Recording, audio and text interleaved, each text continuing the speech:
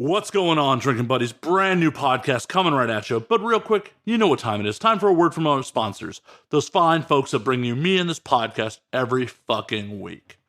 First and foremost, we are brought to you by the video versions of this podcast. That's right. You can experience the madness in full HD, ad-free on Vimeo every fucking week. $6 a month. Get you all 77 episodes, unlimited streaming. Watch them as much as you want.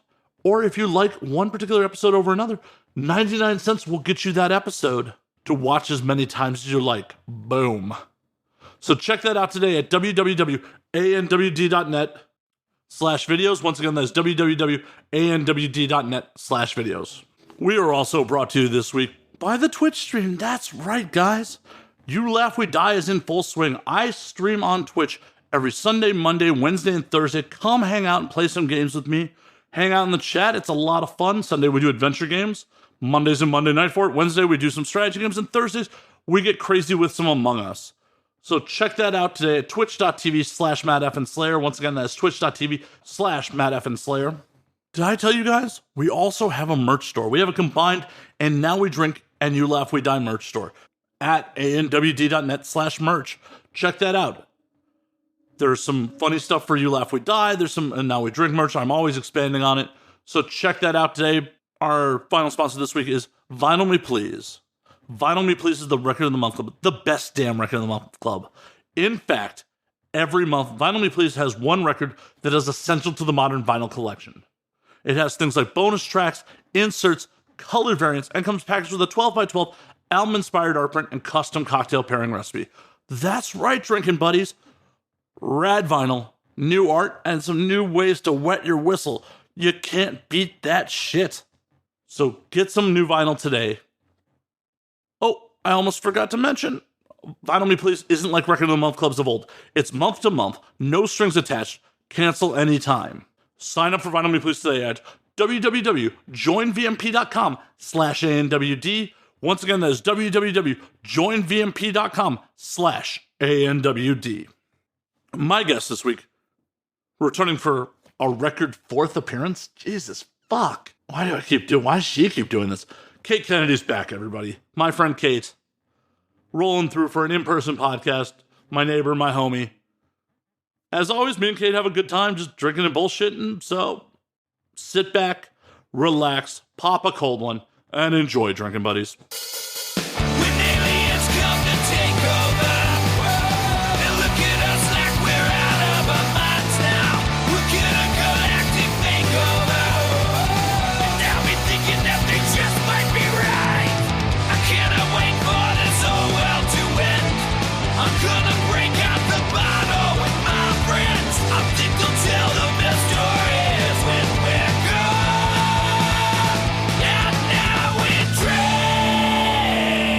Because everyone's here for the cinematography, as I just clip immediately. Everyone's here for the Matt Slayer cinematography. They're like, oh, Matt, we're here for your amazing filmmaking, not like anything your guests have to say. Yeah, hey, man, there's not a lot coming out this year. I think you got a chance at an Oscar. Or definitely an AVN. Oh, for sure. That's also going to be virtual this year. Thank fucking God. I don't want to fucking stand no more red carpets. I told them to nominate other people. Like, give it to someone that deserves it. I just want to win my best non-sex performance. I want to win. Dude, that's an awesome award to win. That would be really cool. I've never won. I was nominated twice. Never won. Which is fine. Honestly, both times I felt like that was fair. So, yeah. I was just really kind of butthurt, and like, it's how I'll say that the AVNs are not rigged. I literally live with someone who votes on them and did not win. That's hilarious. Wait, I didn't know you were nominated for that. Oh, Best Non-Sex Performance in 2018. That's oh, yeah. So funny. I did not know that. Oh, you did not know that I went on stage and bombed in front of the whole industry? You went on in 2018? When we won Best Comedy, I went on stage. So funny. I went in 2018 too. I didn't stay for the show. Oh. I never stay for the show if I can avoid it. I had to stay this time because the last in like 2020, because my award that I was nominated for was like one of the last ones, and they don't tell you beforehand if it's one where you're going to get up on stage or not. So like I didn't know, and I was like, all right, if I'm not here, and like I'm a dick, so I have to fucking sit through this. And I was just sitting, and I'm like, oh my god, because it's always packed, It's fun at first. I mean, that's true of all award shows, though. The first, when there's like the comedian and the music act, and then it's fun. And then after a while, you've just been sitting there for like 4 hours. You're not really drunk anymore. Your feet hurt. It took 3 hours of like standing in the Hard Rock Casino to get here. And you're just like, I want a fucking... Every time I've left there, I've been like, I want a fucking milkshake and I want to put sweatpants on. Do you go do that at least? That's exactly what I do afterwards. I go down to Lucky's and I put on sweatpants and I get like a boozy milkshake and a cheeseburger. Nice. Yeah, dude. Every year. Fuck yeah. I am going to miss that.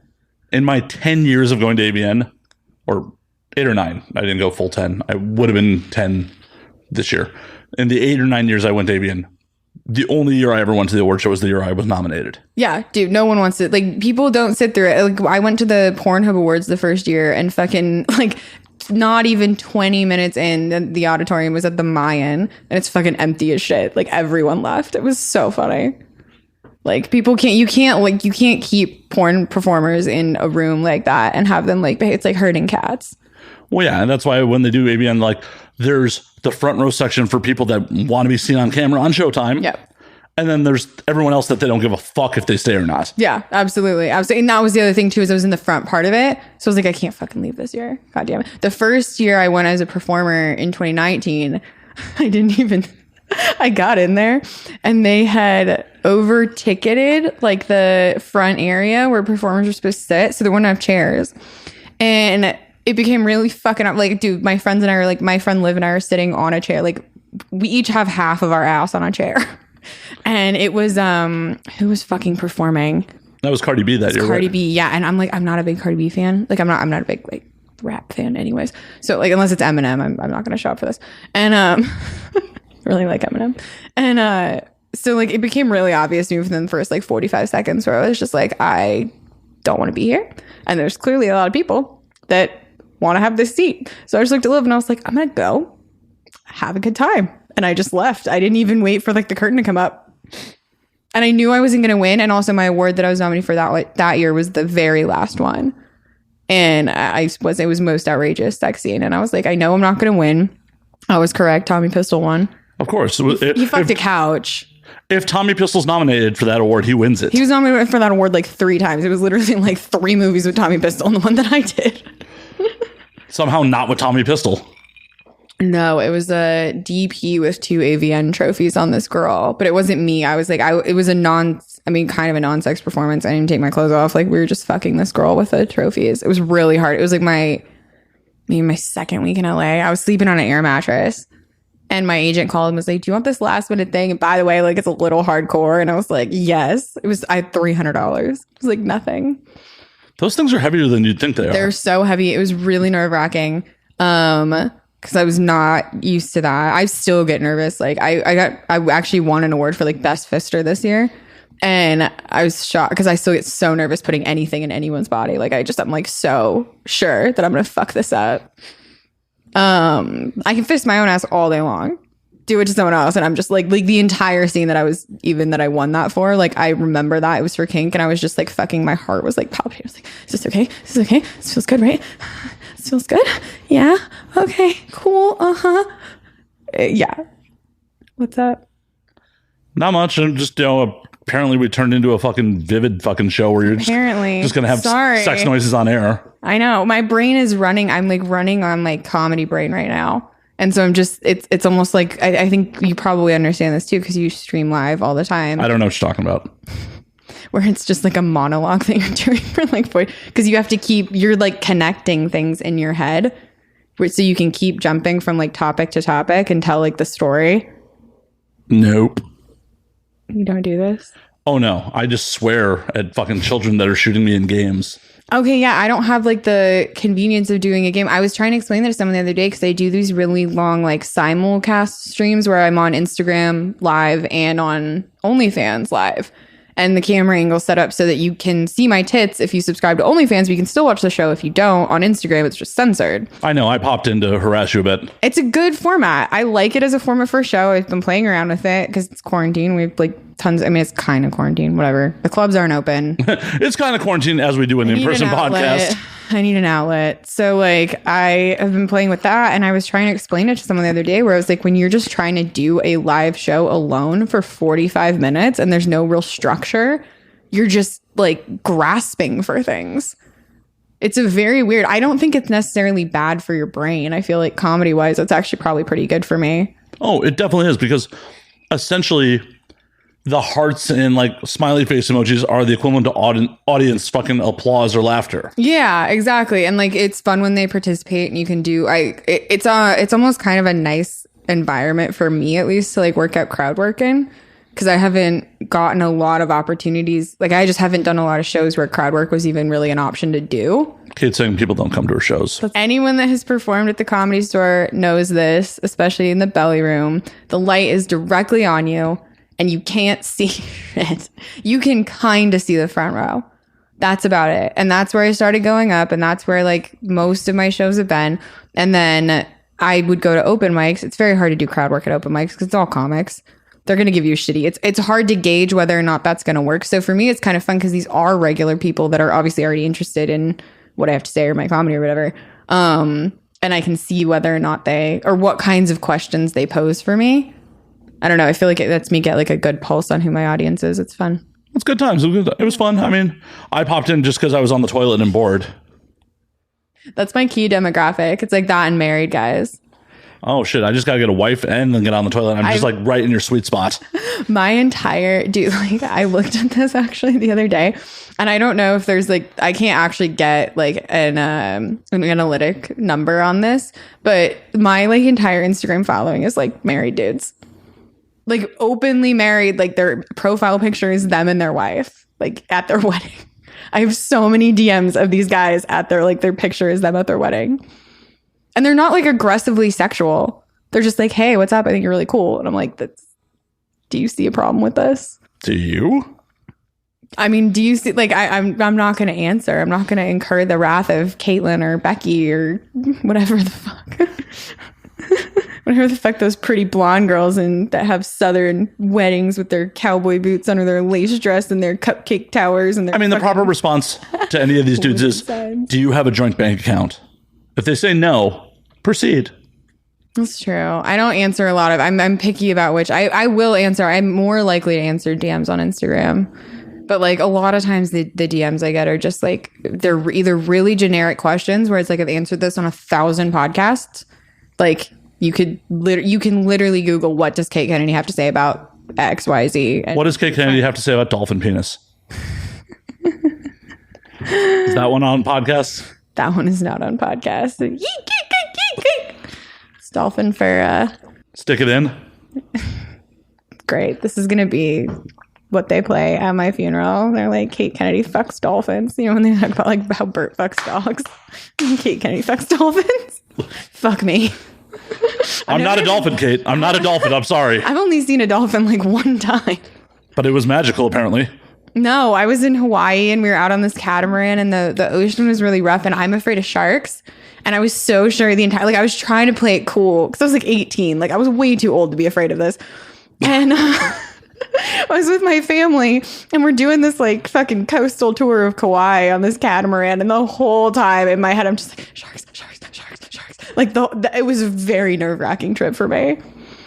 I tried to go snorkeling like one time and I put my head under the water, and you know what I realized is that you can't hear underwater. Had never really like connected those things, but that means that you can't hear something sneaking up on you. Correct. Sharks are silent killers. They're silent. Deadly. I don't think we should kill the sharks. I just think we should leave the sharks the fuck alone, man. We don't belong down there. We can't breathe down there. Fair enough. That's my whole bit on sharks. Thank you for listening to my TED Talk. I once tried to go shark diving in fucking Australia. That's my worst nightmare. I don't understand why anyone would do that. Oh, I found out that I don't like diving. Yeah, no, dude, it's terrible. I fucking hate it. I hate the like open water under me. Oh my God. Like that's like. This was a fucking controlled environment. This was at an aquarium. I fully thought this was going to be like 47 meters down. And then you were at an aquarium. Yeah, it's a controlled shark tank in an aquarium. I'm man enough to own it. Oh my God, that's hilarious. Yeah, Why didn't you go then? Did Oh, you didn't like diving? No, I tried to go. I got underwater and went, nope. Yeah, dude. I don't like it one little bit. I like swimming. I love swimming in like swimming pools. It was just one of those things. Like the sharks didn't bother me. Like I'm not a claustrophobic person. It's very claustrophobic. But all of a sudden, like I got under the water and like I've had sinus problems my whole fucking life. You know, hashtag Jewish. And you know when you gotta. When you're actually diving, as you go down, you have to do something with the pressure. You have to clear your nose. Yeah. And I try to do it. And I'm like, I'm not clearing. And then I start getting in my head. And I'm like, I'm still in the fucking like tank. Like I haven't even swam out to the main tank yet. Dude. I'm just like, no, this isn't for me. No, yeah, that's exactly what I felt when I was snorkeling. Like I put my head underwater. I was like, not for me. I ain't about it. Like I don't like it. It's no, not one little bit. But yeah, I spent money to go shark diving when I went to Australia by myself because I'm like, this will be awesome. And then I'm like, nope. I will jump out of a plane again in a heartbeat. Dude, I follow like the Nautilus, I think it's called, on Twitter, which is like a undersea like exploration vehicle, and it scares the shit out of me. Like I'm so scared of deep ocean water, and I still follow it just like because I'm a masochist, like torture myself. Like I'm also in like all of the Reddits for serial killers, and I'll read that all night, and it doesn't bother me one little bit. But dude, like I see a fucking octopus or some shit, and I'm like, no, fuck. Well, to be fair, the octopus is probably smarter than you. Honestly, yeah, dude, they're intelligent as shit. When I was a little kid, we used to go to this aquarium in Dallas, and they had it was in Colorado. We already lived in Colorado, and they had an octopus. I remember the octopus was from Canada. It was said on the sign because my dad is Canadian, so he like brought it up every time. He'd be like, it's Canadian, and I was fucking. I don't even know that we went that many times. We must have gone like 3 or 4 times, maybe. And it stands out. I was so fucking afraid of that octopus because normally it would be like in the back of its tank in this kind of like tree stump thing. And then sometimes it would come out. And like one time, I guess it moved really fast. Like, oh, dude, I wouldn't walk near it. I would like grab my dad's arm and be like, don't look at it. I wanted to look at me. I don't want it to look at me. I still remember being so fucking scared. And then I went back when I was older and I was like, fuck yeah, octopus. Fucking boss now. I'm not afraid of no octopus. That motherfucker could escape at will. It probably could do. It was a huge, I was very small, so I'm probably remembering it as being much larger than it was. But I just remember it being this enormous. You're still not a large person, so. I'm still not, no. I haven't grown that much since this story happened, if we're being perfectly honest. I'm pretty sure it could still abscond you and run away. And thank you so much. That really helps with my nightmares. I appreciate it. It's okay. This is why we live inland. Fuck living in the beach. Dude, I would. I was just down in Venice the other day. I love going. I went down to Venice a lot this summer, which was really nice. I'm sorry. I like Venice. Did you get a new homeless boyfriend? It's like shitty Disneyland. It's awesome. With a lot more drugs and... Yeah, that's the parts that I like, dude. Nobody's fucking sweeping the streets in Venice. Speaking of which, street sweeping resumes in Hollywood October 15th, in case anyone is wondering. I got a warning the other day. You have a car? Yeah, I do. I mostly use it for work. I got it when I was in Colorado and I moved here in it. And I just have a really good deal on it. I don't drive at night. I don't see so good at night anymore. And also I like whenever I go out, because I am so small, if I have one drink, like even if I have one beer, technically I've actually tested this out. I have to wait like 2 hours to be able to drive. Wow. Yeah, it really sucks. So I like very much rely on like Lyft and Uber to get around at night here in LA, because if everyone goes out and like I'm jealous of my guy friends that will go out and have 2 or 3 drinks and they're totally fine and can drive home. I know nothing about that. Nothing. No, I mean, they're under the legal limit. It's safe. I'm not like they drive me home. I wouldn't get in a car with someone who's obviously bombed. I mean, I have, but like who hasn't? Who hasn't? Seriously, who hasn't? Sometimes you just don't want to be stuck on the side of Sunset Boulevard at 2:45 in the morning, Sometimes you don't realize until it's too late. You're already in the car. You're like, oh, fuck, this guy's drunk. Oh, dude. Yeah, dude. That's the worst. That's the worst. Drunk driving. So fun. What a lighthearted topic. Hey, no one died yet. Yeah, right. Yeah. None of our... Do I have any friends that have died? I don't think so. There was a guy I went to high school with that fell asleep while he was driving, and he was like coming home from practice really late, and he like wrapped his CRV like around a telephone pole. Like it was amazing that he survived. Well, that's the fucked up part about like drinking and driving and people fall asleep at the wheel. Yeah. Those motherfuckers generally survive because they just fucking limp when the impact happens. Yeah, dude, my uncle, because my dad grew up in like rural Canada, and so he and his brother were very like Dukes of Hazzard for a while there in the 70s. They lived on a farm and shit. And also, like, I feel like this is more excusable because they lived on a fucking farm. There's no pedestrians. There's not even traffic. I just got to ask real quick. So, like, does Letterkenny make your father homesick? God, dude, I fucking love Letterkenny, and I tried to get him on it because it is so his kind of humor. That's what their house looked like. It is exactly like where my dad grew up. It's set near the actual, like, where it's filmed is very close where my dad grew up, and he doesn't really get it. I think because it's a little gross. I have gotten them watching Schitt's Creek, which I think they like. They took a while to get them into it. I was like, you got to stick with it. But they've been watching it together. It's really cute. They like call me. They love Moira. It's so fun. Rich white people love Moira. Dude, they do. They love her. They love her. That show's great, dude. I watched that entire show in like half of a week. Like I just like blitzed through it. I've been watching a ton of TV lately. It's quarantine, man. Yeah. I totally get it. Dude, there's just not that much else to like fucking to do. Also, like I trick myself into being like, well, it's kind of like research. If you want to work on sitcoms and shit, like I don't even know that I want to work on sitcoms, dude. Fucking I have like so many fucking like projects in development. And I'm just like, we'll get to it. Okay. Oh my God, Kate, what all do you have in development? Like a bunch. I'm not going to talk about them all publicly. They're ideas. I haven't sold them yet. Oh, then it's not really in production. They're like pitch ideas. No, they're like pitch ideas that are like we're working on. Like the idea is in production. Like we're working on the pitch. We're working on the like. They're in production in here. Yeah. Okay. So I like this is probably because I like do so many different things. Like I'll have like stages of projects that I'm doing. Like the podcast. Like when I was doing the podcast, which is kind of on hiatus right now. But like when I started doing it, I recorded like a bunch of episodes.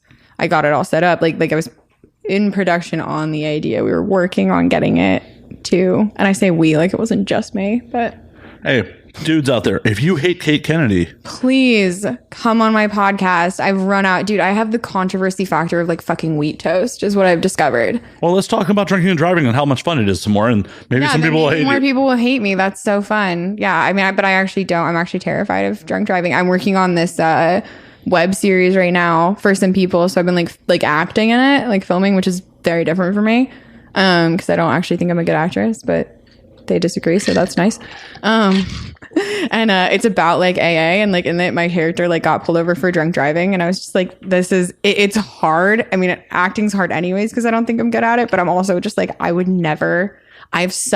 it's my second fear behind sharks. Actually, it's cool that we've hit on both of these in the first like 10 minutes because it's my second biggest fear. I have an enormous fear of getting a DUI. I'm terrified of it. Everyone I went to high school got a DUI. Together? Like what were they driving? No, I just remember it was like a couple years after, and I was hanging out with they had already graduated, and we had a big party, and everyone got fucking hammered. And we woke up the next morning, and I remember them all standing. It was like a big group of dudes that I was friends with in high school, and they're all standing around the kitchen island looking at their phones, trying to see who has to take a fucking piss test today. And I was like, this is the worst. I don't want my future to look like this. Yeah, that sounds pretty fucking miserable. Yeah, it's just, and I fear cops anyways. I have a fear of cops that I think like, and I don't know where it comes from. I've been terrified of them since I was a small child. I'm very afraid of the police. Every time I see them, I'm just like, very pale. Hi, please be nice. I don't know where it comes from. I have no idea. I don't know. No, I'm terrified. You've never been arrested? No, I've never been arrested. I got one speeding ticket one time when I was 18. That's it. Yeah, never been pulled over. I've never been pulled over. Except for how'd you get the one? I was about to say, like, how'd you get the one? Ticket, that was the only time I've ever been pulled over. I've been in cars where we got pulled over. And that like terrified me. I got pulled over I was in Utah. I was like 19. I was 18. Okay, so context. The night before I was at a party and we were drinking, and my friend texted me. He's like, hey, do you want to go to Vegas? It's like midnight. I was like, yeah, I want to go to fucking Vegas this weekend. And so we're in Colorado, we're in Boulder. I get over to his house. It was a frat house. And it's like him and like four of our other buddies. And he's like, we're trying to find, so one of them's sober, so the sober guy's gonna drive. One guy's like tripping mushrooms. He runs into the room. He's like, do we need suits? Do we need suits for this? I think we might need suits for this. And the guy's like, no, we don't. What, does he think he's in fucking swingers? I have no idea what's happening right now, right? So like the rest of us are fucking wasted. We pile, like, it's me and 4 dudes in like a BMW sedan. So I have to sit bitch the entire way because they're all significantly larger than I am. And we drove all night. And we went to Vegas. We didn't even get a hotel, dude. We were gross. We didn't shower. They went in and they ended up winning. I couldn't go in. It was me and one other guy was like 20. And so we just kind of wandered around. We spent a bunch of time at New York, because there was a junior cheerleading competition that weekend. So they were so busy trying to get 9-year-olds off the floor that like no one bothered me. But they ended up winning $500 at like the Bellagio. And then we spent all of it at Little Darlings, and we had to split gas between all of our credit cards to get home in a snowstorm. We got stuck in Vail, and I was late for sorority rush. And when I finally got back and I like ran in, I like showered, threw on something nice, like fucking run down to the sorority house. And they're like, why were you late? And I was like, well, and I thought about it and I was like, I think this is an awesome story and they'll like me more if I say that. So I just said the truth and I did not get a bid. I wonder why. Like this chick just like ran away. I was like, I ran away to Vegas. I got back. It's cool. I have a bunch of stripper friends now. This is awesome. Dude, the strippers loved me. It was so fun because I was sitting there with all these dudes and they're idiots. So they're spending all their money. And I was just sitting there really cute, like talking about where they get their shoes. That was when I knew. I was like, I definitely want to be a stripper someday. And I did it. Did you buy your shoes in the same place? No, because I never, the only time I've danced in Vegas was as a feature. I never danced like just as a club dancer in Vegas. I only danced as a club dancer in Portland. I don't, dude, my brand doesn't sell well outside of Portland and like major cities where like people that know me can actually come. Like I was doing feature shows up until COVID and it was great. I fucking loved it. I love featuring. It's so fun. It's the fucking sweetest gig ever, man. It's 15 minutes. I've never left a feature gig with less than like $4,000. It's 15 minutes. It's fucking dope. I know. Yeah. It's the closest thing as a woman you can be to like being a drag queen. Because you get to do like the big hair and these crazy costumes. I had to buy a bedazzler when I started doing it to like add extra sparkles. Oh, you have to? Yeah. No, they literally told me I had to like go meet with like a coach and like learn how to do it. Because like feature dancing is like a different. I'm glad that they do it. Like my agent made me go do it. And it was super helpful because you have to like tip out everyone a certain amount and you have to kind of know what it is. And like you really, I mean, they fly you to the city and you just kind of like get picked up and have to go do it. They always pick you up in a limo. And I always feel uncomfortable. So I always sit right up front next to the limo driver so I can talk to him. Because I feel like a dick if I sit back.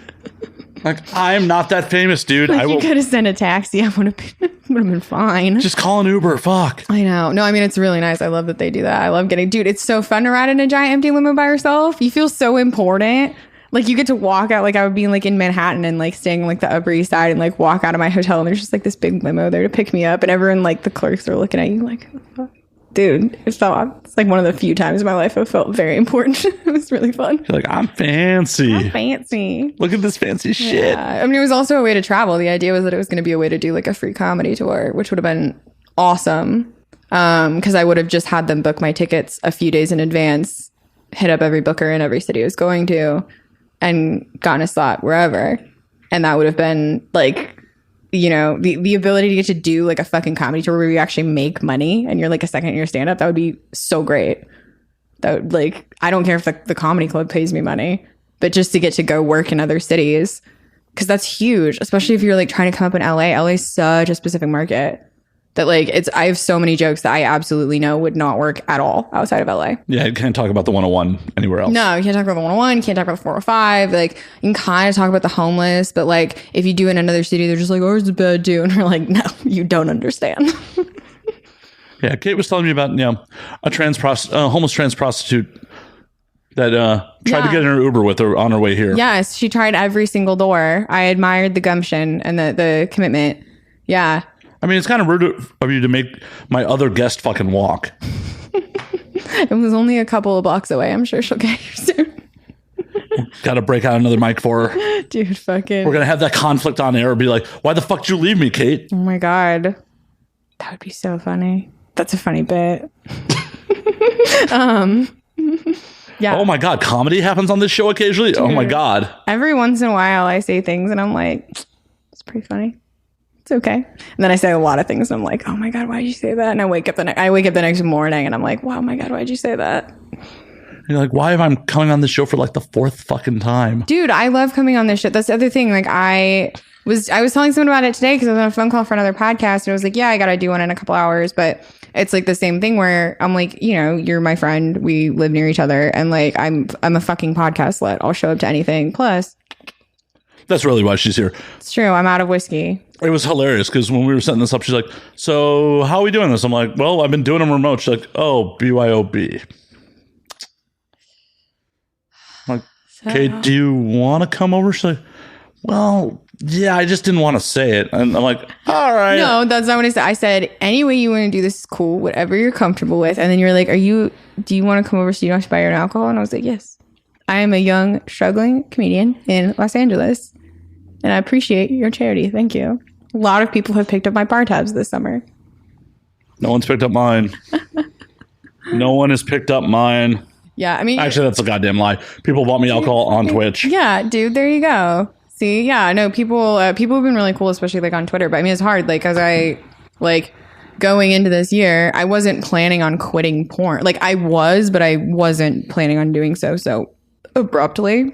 Like, I had it in my head this year, like, last winter, when things were starting to, like, ramp up last winter. And I, like, did my first show in Vegas, and I was like, okay, like, it was just taking up more and more of my time. And it was also becoming, like, this thing where... I mean, I knew I wanted to do it the second I got off stage, but it was becoming more and more viable. And then like OnlyFans was becoming really viable. So I was like, okay, cool. Like, you know, I'm actually making money at my own content that I can do on the side. And I'll just phase out porn this year. Like I'll just start being a little pickier about who I work with. And then eventually, and like I told my agent all of this too. I was like, you know, I'm just going to like start winding it down. I'm doing this other thing. And he was really supportive and it was great. So I like signed to do feature dancing, which is what a lot of girls that don't really shoot anymore do. So I was like, cool, I'll do a few porn scenes a month, a feature gig, 1 or 2 a month, plus OnlyFans. I'll be in a really nice financial situation this year. And then COVID. And I've just been living off of OnlyFans, and I've been incredibly lucky to have it. But I know no one's paying for my butthole. Not a one. I know, it's great. I mean, it's really great, but it's not like... It fluctuates. It's stressful. You're not like I'm missing those other 2 sources of income, and also I'm like not really doing anything all day. I'm like, all right, I got it. So now I'm trying to figure out what's next with everything. I gotta get a day job of some kind, but I can't get a day job because like the rest of the country's starting to open up. I don't want to like pass up road gigs. Yeah, it's big. I have this conversation with my mom all the time. She's like, "Did you apply at Starbucks?" No. No, Mom, I didn't. I'm not gonna lie, I didn't. Like, I'll drive for Postmates or some shit. But like, I mean, I've been unemployed since I was like 23. I'm so fucking committed. I love not having a job. It's great. It is so much better than having a job. As long as you can get by. Yeah, as long as you can get by. Yeah, that's the problem I'm now running into. But like, I always figure a way out of this. And also, like, I know people are like, sex work is work, and it is, but it's not like a job. Well, but it requires a different skill set. It requires a different skill set. I'm not even talking about like the sexual part of the skill set. I mean, to me, like the way it is a job, but it's a job where you have total control over your own schedule, total control over what you do, when you do it, who you do it with. You know, like it's just not. It doesn't hit for me like the quantifiers of like a job, because that's not what that's what makes a job shitty, is like hafting to, you know. And so I love getting to do that kind of, but I think a lot of people are like that. People that don't even do porn are like that they just like gig work and they like being able to bounce around and take whatever opportunity comes. I like it and I dislike it. Yeah, I like it. I just like, I wish there was more stability in my life. A tad. Just a tad. Well, and also I wish I was not dealing with some shitbag clients sometimes. I just dropped a client. I talked about this on the podcast that's coming out this week, but like I recently dropped a client because I was just like, you're trying to fuck me out of $100 kill fee. I don't need this fucking gig. Oh, that's shitty. Yeah, for sure. They tried to fuck me out of like, oh, no. We called you 45 minutes before the kill fee would have kicked in. Oh, dude, yeah. Like, fuck yourself. Yeah, no, for real. I started to get like that with porn a lot too, where I would just be like, hey, because for a while, you know, when you're trying to build up your career, it's like anything else, take any gig. that comes up. And then when things were like going well, I started to kind of be like, okay, like I don't want to put up with this bullshit anymore. So like I'm not like, I started to get a lot more bold about like if I had a shoot that didn't go well for whatever reason, like letting my agent know and being like, yo, 86, not working for these people anymore. Don't like, I know your money's green, but like I don't want it. Juice ain't worth the squeeze. Yeah, it's not. Yeah. Like working with, especially in porn, dude, fucking like, you're on set all day and like you're fucking that person. Like I firmly believe like fucking someone that you don't actually like is a little traumatizing. I'll have to bring that up with my shrink because, man, I have a lot of trauma then. Yeah, dude, I have so much. Like it's not like porn's fault that I do. I often fuck people I don't like. I mostly fuck people I don't like. But like... Samesies. Yeah. Samesies. Or like fucking me you don't want to fuck too. You know? Like, I don't know. That's a certain... maybe other people are better at compartmentalizing that. That could very much be the case because I like don't want to perpetuate any kind of like victim narrative here. But like, for me, that was hard. It got hard where I was just like, I'm not into you. I don't want to fucking do this. Like, I don't want to pretend, you know? Thankfully, usually I'm drunk when I'm making those decisions. Yeah, that's the thing. You have to be sober in porn. It's kind of a big That's part a goddamn of it. lie. Big part of it. That's a goddamn lie. Yeah, I know. you're supposed to be. Right, you're supposed to be. I like to obey the rules and keep a safe set for everyone because consent is very important. It is. It definitely is. But it also... Yeah. Not everyone's showing up to set sober. No, I mean, I always showed up sober. I would smoke a little bit of weed if other people were. And there are like certain very few anymore that will have alcohol. There was a couple that would like have beers after, and I would have a beer afterwards with the crew, and that was always really fun. But generally speaking, it's like, I mean, if they catch you doing it too, there's like, they might not hire you again, you know? Yeah. You don't want that kind of reputation for sure. Plus, also, like, I mean, I wouldn't want to do porn drunk, honestly. Yeah, that sounds fucking miserable. Yeah, it sounds miserable. I once had to get really trashed on, well, not really trashed, but I still had to drink a lot on a set because they needed empties for the fucking scene. So they had to do that before. So they bought a 12er and like, I was the PA, they're like, Matt, get to work. I'm like, okay. I have to ask you who this was afterwards. Because I think I know who this was. Oh, I mean, you could probably guess. Yeah, I'm pretty sure. I'm actually developing a sitcom pilot based on that crew right now because they're so funny. Okay, we'll confirm. Yeah. Yeah, I've been working on it for like a couple months with one of my friends. That's one of the other, yeah. Dude, it's just weird. It's a weird fucking year, man. Like, it really has been a year where you just kind of have to sit back and take stock of like, what am I doing? Where do I want to go? Like, what is it? I mean, I'm also 26, so I think that's just like a time in your life you do that a lot. I know a lot of people like make career shifts or changes around like 26, 27. That's like a common thing. I mean, I definitely tried to. I was at 26. I was around the time I started my record label, and I was still working my garbage day job. But I'm like, I hate this job. Yeah, I fucking hate this job. How? Okay, well, what do I want to do with myself? I like watching live music. Well, how do I get paid watching live music? Start a record label. Yeah, exactly. You start to take stock of being like, okay, wait, what is it that I really... Because you've been out of school for either a few or several years. And you really start to think about like, wait, what the fuck? You've experienced like the working world. I've definitely had a lot of experience there. And like in the world around you a little bit. And you kind of start to be like, wait a second, like actually, what do I want? Like your early 20s are like over. And it's been a really fun party. And you're like, all right, shit. Like, what do I actually want to do something that makes me happy? And I actually want like a career.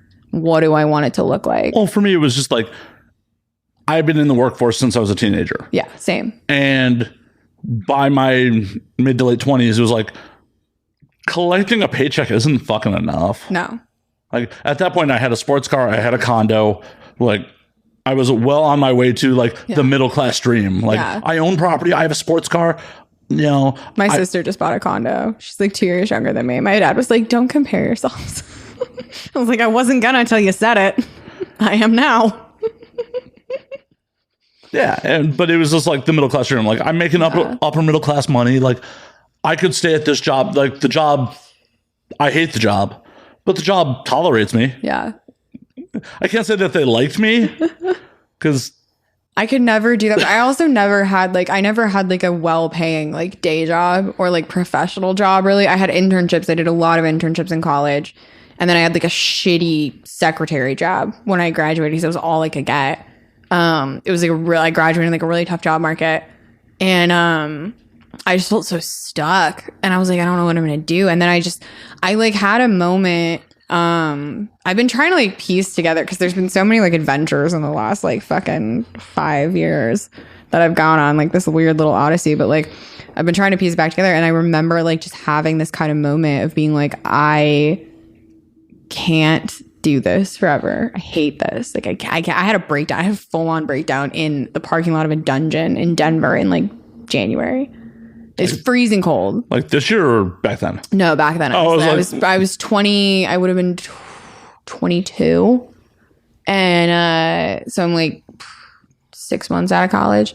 And I remember I was like crying, like saving my foot and like screaming at my boyfriend who had done nothing wrong. Like this was not his fault at all. And I was like, I can't fucking do this. Like I cannot do this for 40 years. I will fucking die before I do this. I can't do this.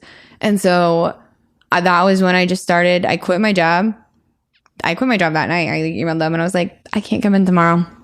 And I also kind of thought, I guess at the time I didn't realize that everybody has a shitty job when they're 22 that they quit with no notice. I thought that was like the worst thing in the world. I was really disappointed in myself and I didn't know what I was going to do. I got like another little temp job. And then that was when I got the job offer to go work at Insects in Portland and work in porn. And I kind of just committed myself to being like, you know what? I wanted to be a writer from when I was really, really young. And I was like, I need to have like a life that's worth writing about and talking about. And I want good stories. And so I just went on this little fucking trip of I moved to Oregon and I became a stripper. I rode motorcycles in the desert. I moved to LA. I did porn. I did stand-up. Like I wanted to go have all these adventures. Well, that's what it's fucking about. I mean, yeah. I don't regret it at all. You shouldn't. Yeah. No, I mean, I've had the best, dude. I've had the best fucking time in my 20s. If you end up living on my couch, don't regret any of this. Like, thank you. I'm not going to actually let you live on my couch. That's really fair. You shouldn't. Squeegee's very messy and she snores. It's more than my roommate would lose his shit. Dude, you're going to have to clean so hardcore before he comes back. No, I just told him we're hiring someone when he gets back. Yeah, you definitely should do that. That's how you should handle that. I already did. Yeah, good for you. I lived with him long enough. It's preemptive. I weirdly thought about getting a job as like a house cleaner. I don't know. I was just thinking about it the other day. I was like, I love cleaning. It's like really satisfying to me. Well, I know I would go in there and they'd be like, why do you want to? I probably wouldn't even get hired because they'd be like, why do you want to do this? Okay, we'll make a deal on air. You can do your laundry here as long as you clean the place. Dude, I totally will. I used to clean people's houses. We're shaking on this shit. Yeah. See it on camera? We got it. Got it. Oh, yeah. Kate's going to clean my house. Dude, I'm actually really, really good. I am extremely clean. Not right now. My place is a mess right now. But like when I clean, I mean, it is top to bottom. I'm very fucking anal about it. Yeah. Yeah. Bring your laundry over. You can do your laundry and clean the place. Yeah, dude. Happy to. Done. Deal. Yeah, done. For sure. I'll even provide whiskey. I was going to say, I think you do have to sweeten this deal a little bit. Cause like just. No, you already. It only cost me like $15 at Launderwood to like do my laundry. So like. Hey. That poor homeless trans woman was going to do the whole apartment for 10. Yeah, but the quality of the work. I don't know. I haven't seen you clean my place yet. Yeah, but you haven't been to my. Have you even been to my place? Not your new place. Not my new place. You went to my old place. Yeah. But you went to my old place. Yeah, I mean, you could have just spruced it up for me. You took me home. It's generally very clean. I don't know. It's not like I've ever gone in a group setting. It's always been you've dragged me back there. Okay, so fair. Yeah. You're like, I'm going to go out for drinks with Matt. I'm going to clean this apartment and impress him with my cooking and my cleaning. And I have done that with people before. No, you really did make me food too. I know I did. I do it with people all the time. I love having people over to make dinner. And like, I do it. It's so weird because guys interpret that as sexual all the time. You didn't, but like guys do it all the time where I'll be like, hey, do you want to come over for dinner? Especially right now because it's COVID. And like, you can't really fucking go out. Most things are closed. I took one date to the Comedy Store. That was a bad idea. She was cute, but like it didn't work out. For unsurprising reasons, mostly because when I walked her to her car and came back, everyone was standing at the front and was like, so how'd it go? How's that not work? Yeah, you guys could have been a little more subtle. But why were you afraid to show her off? Why were you afraid? I wasn't. I was just embarrassed when I came back and there's like 5 dudes standing at the fucking like patio being like, so how did it go? Kate, the proper response is like, you'd hit it too, wouldn't you? Right. I know. I had a fucking, yeah, dude, that was what they said too. It was so funny. I was like, I feel like I have 20 older brothers, which was kind of nice. See, I don't know why any of that was a negative. Yeah. I mean, it was, anyways. But yeah, no, I like, normally my place is really clean. I'll take your word for it. Yeah. I'll just see what you do with this place. Yeah. Oh yeah, but okay, but no, yeah. So sorry, that was what I was talking about. Is that, yeah, like I do that all the time because I like cooking for people, and it's fun, and I love like just hanging out with people. But like, okay, I was wondering this the other day. I was like, do you think it's possible to like, because I don't know about this about like sexual identity and everything. Do you think it's possible to become asexual, like to not be, and then to just develop it later? I don't know. I haven't really given it any thought. I like sex a lot, so I'm not really like trying to masturbating. Well, then masturbate. I think I just like fear intimacy. You don't say. A little bit, maybe. I don't know. You fear intimacy? No, never. No, I would never in a million years have that thought about you. So nice of you to lie to me. I really appreciate it. Oh, you believed my lies? Really? Yeah. Oh my God, Kate. Dude, somebody told me the other day they thought I was an 8.5, and I was like, thank you so much for lying to me. That's awesome of you. Were they from Nebraska? Thank you. No, Glendale. So, but like, whatevs. And I'm not even an 8.5 in Glendale, dude. Those Armenian girls get that work done. They look good. They do. They look fucking good, dude. They have fucking designer bags, fucking with labels I don't understand. Well, yeah, but I'm not about that life. No, I'm not. But I'm about life. I'm about the curves and them Armenian girls definitely. Curves, dude. The other day I got a fucking DM on Instagram and it was like, "What happened to your ass?" You still have a butt. Kind of. I mean, a lot. And I literally just replied. I was like, "I've actually lost weight in COVID because I've been really stressed out." That's kind of a weird thing to say to someone. He's like, "Oh." I didn't mean it that way. I was like, yeah, but it's a weird thing to say to someone. For the home audience, don't let Kate deceive you. She's still got an ass. Thank you. It's just in sweatpants all the time now, so you can't see it anymore. But it exists, just like my very exciting and fun dating life. Better than mine's been going shit. Dude, I just, like, here's the other thing, too. Like, I don't fucking, dude, how the fuck are you supposed to even, like, meet somebody? Because seriously, like, I go to one place where I see the same people every day. And I work with them. And so then it's like, and I don't have, I got new golf clubs. I'm getting back into golf. So maybe I'll meet myself a husband that way. The husband with early tea times? I mean, I could be like at early tea times or, you know, a 401k or, you know, maybe like some sort of small hedge fund that he manages and he just thinks I'm quirky and fun and like, you know, wants to take care of me. More pencil skirts for you. No, I like the flippy skirt, like the little kilt. Oh, the little kilt? Get the little kilt. Yeah. I wear a lot of children's plaid skirt school uniforms that I get at the Hollywood Goodwill from St. Mary's. I have a couple of those, actually. Nice. I look really good in them, and I like black watch plaid. They're for large 12-year-olds. I'm the size of like a fat 12-year-old. The more you know, folks, the more you know. I actually looked this up one time, and I am the height of the average American 13-year-old. Do we have a Tracy Lord situation on our hands? Should I be checking your ID? No, because I don't look like I'm 50. I have a whole bit about that I've been working on that I really like now that I've actually gotten to do in a couple of shows, and it's really fun. And it's about how like I know it's not PC to say, but like the day I stopped looking 15, the day middle-aged men stop telling me I look like I'm 15, I fucking quit. It feels really fucking good. I know you're not supposed to. It feels good when people tell you look young. It feels good. Have you ever seen a diabetic look at a jelly donut? And like, then imagine that you get to be the person to tell him that he can actually have that donut because it is 26 years old and it's not that sweet. Aw, but you still can't have that donut. I mean, legally you could have the donut. It's not going to kill you. Oh, it might kill you. Wow. I know you. Okay, yeah, that's fair. Actually, I do make people sign like a waiver. It's just not going to take your foot in the process. You know, it's an app. It's on the iPad. You just have to sign it really quickly and just promise that if anything happens to you, your descendants won't sue me. Actually, Your next of kin. you really should read it, because in all reality, you're signing some shit away to Kate. It's not only that your next of kin are going to sue you, they're going to be giving you some of your shit. Yeah, no, this is a very like South Park Apple contract situation. I promise you don't get human centipeted. Read the fine print, people. Always read the fine print. I mean, it does not matter what Kate tells you. It matters what you sign.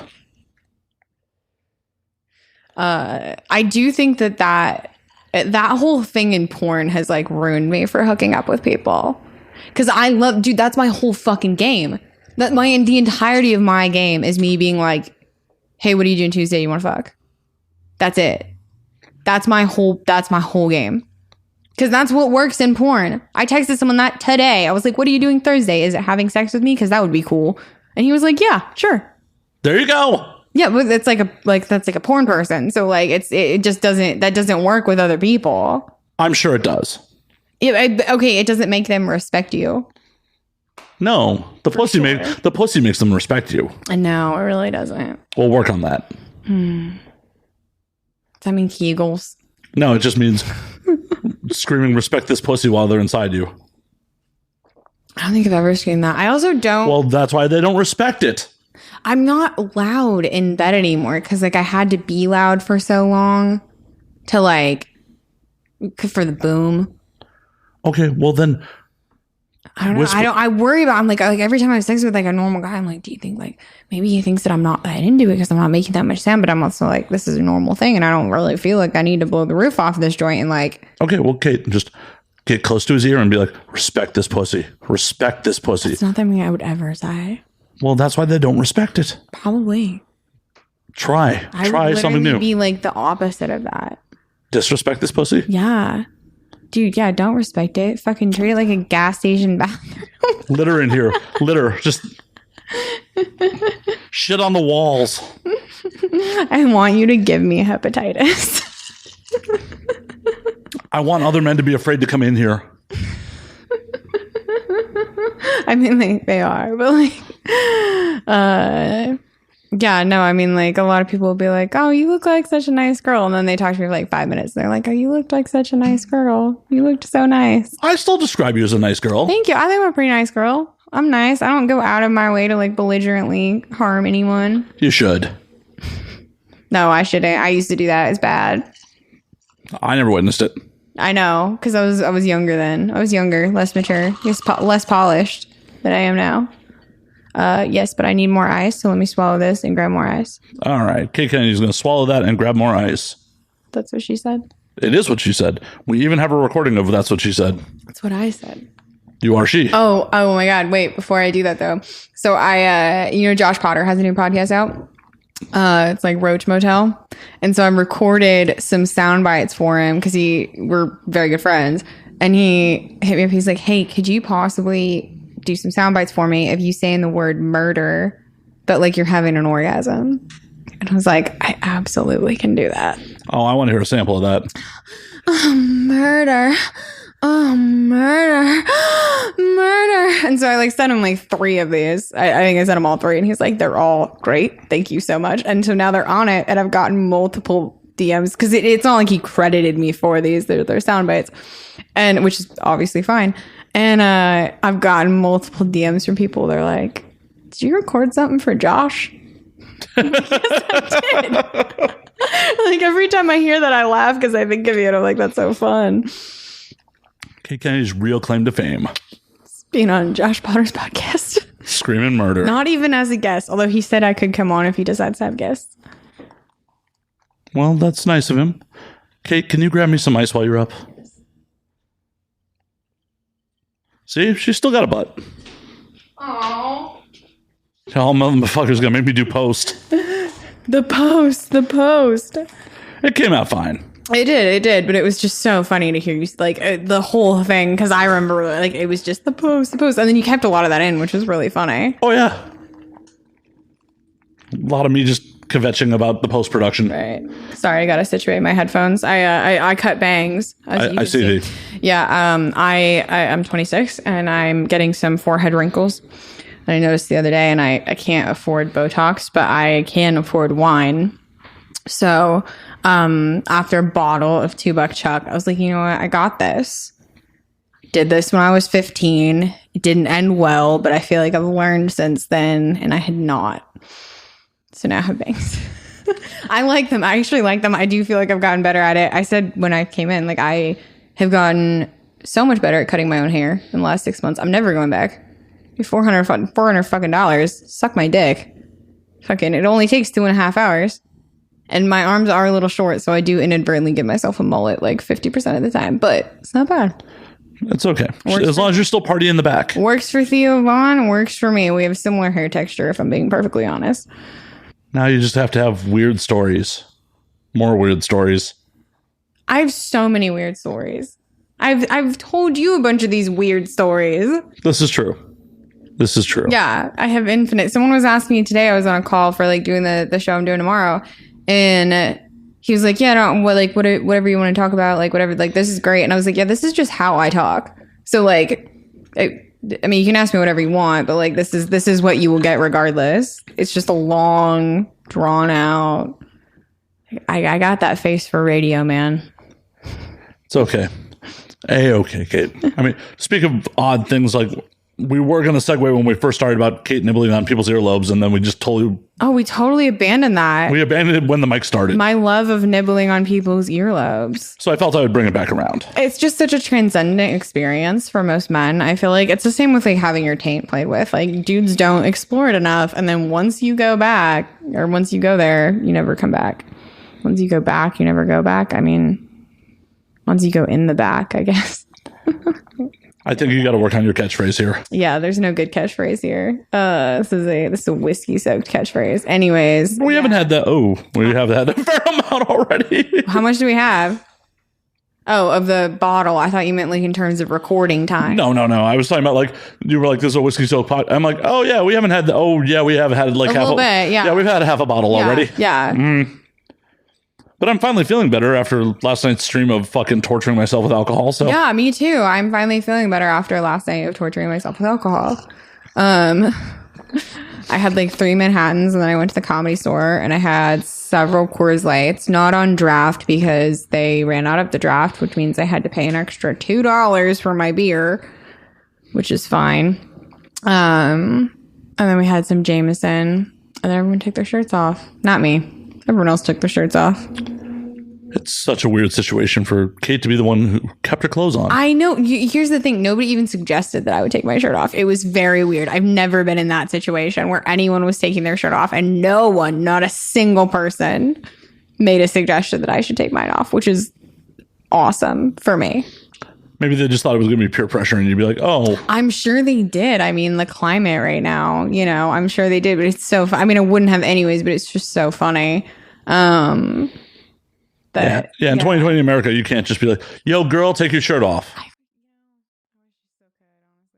Fine, we cut that part out. Sorry, please don't say that I said that.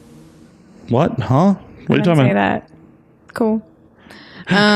Post work. I'm sorry. You're the one that decided to do a podcast where people get drunk. I did not. Say that they... Wait, really? Oh, I did. Yeah, you totally did. What the fuck? This is your podcast. Yeah. I love that you believed me for half a second. Then you're like, you didn't? Oh my God.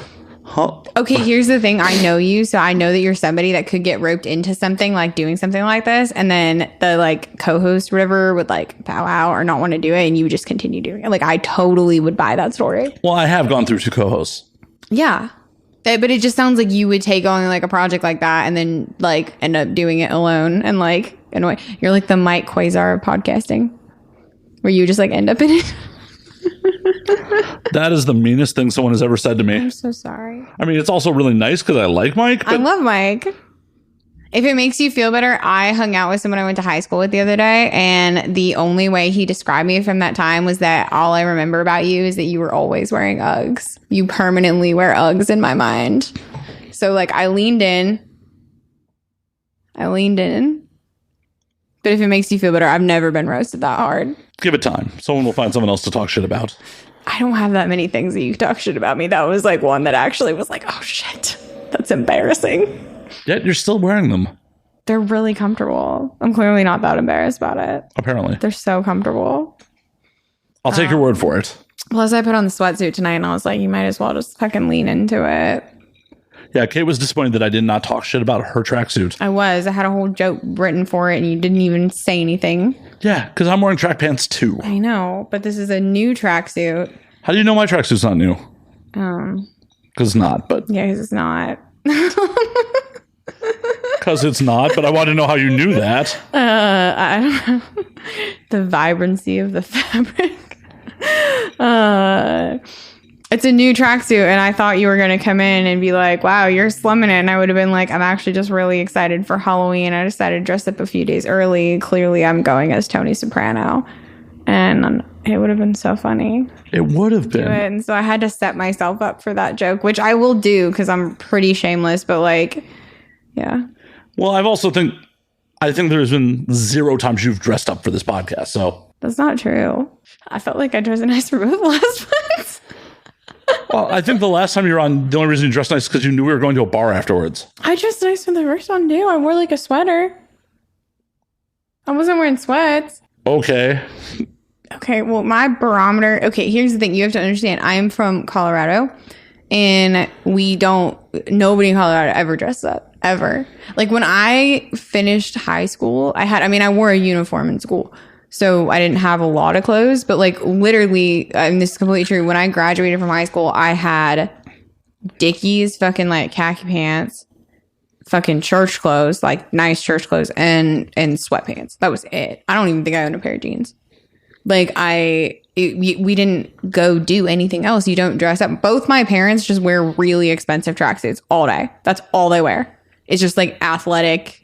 Like my dad just my dad has 2 closets full of golf shirts. Full of those like pullover, like, athletic, like sweat wicking Nike. That's all he wears. All my mom wears is like fancy yoga pants. And like sweat, like they don't. We would dress up once a year to go to dinner at Christmas. That was the only time of year we dress up. Like, besides like church, and church clothes are different. But like, yeah, I didn't, dude, I still don't like it, especially being in LA where everyone's like so into like fashion, like, but everyone dresses like that in Colorado. Like it's totally normal to go out to dinner in something like this there. That's very normal. Everyone's really outdoorsy and athletic and shit. People wear fucking hiking boots and that's it. You know, fucking polar fleece is good in all seasons and all occasions. I'll take your word for it. It's not, but like that's how so like I've literally asked other girls that are like about my age, especially because then being in porn, you dress like a slutty teenager or you wear sweatpants. Or both. Yeah. Well, I mean, you wear sweatpants there and then you change into your slutty teenager outfit and then you put the sweatpants back on when you go home. But like, I was like, I have no idea. Like, I know how to dress for a red carpet. And I know how to dress for like church. Like I've asked so many people, like, what do you wear here? Even like going to the Comedy Store. I had a whole conversation with one of my girlfriends where I was just like, how do you come up with that outfit? What do you wear? What am I supposed to buy? Where do I shop? I exclusively shop at the Hollywood Goodwill. And the best part is, Kate mentioned before we got on air that she turned down free clothes. No, they weren't free. They were 75% off. Yeah. And you know what? 75% off was still more expensive than buying them at the Hollywood Goodwill. Hey, if you had resold them. No, I couldn't have resold them. It was like an online fashion boutique that had like reached out to me to be an ambassador. And they had cute stuff and they were nice. And I was like, they were like, you can have 75% off whatever products you want as long as you post about them. And I was like, I'd love to, but it's quarantine.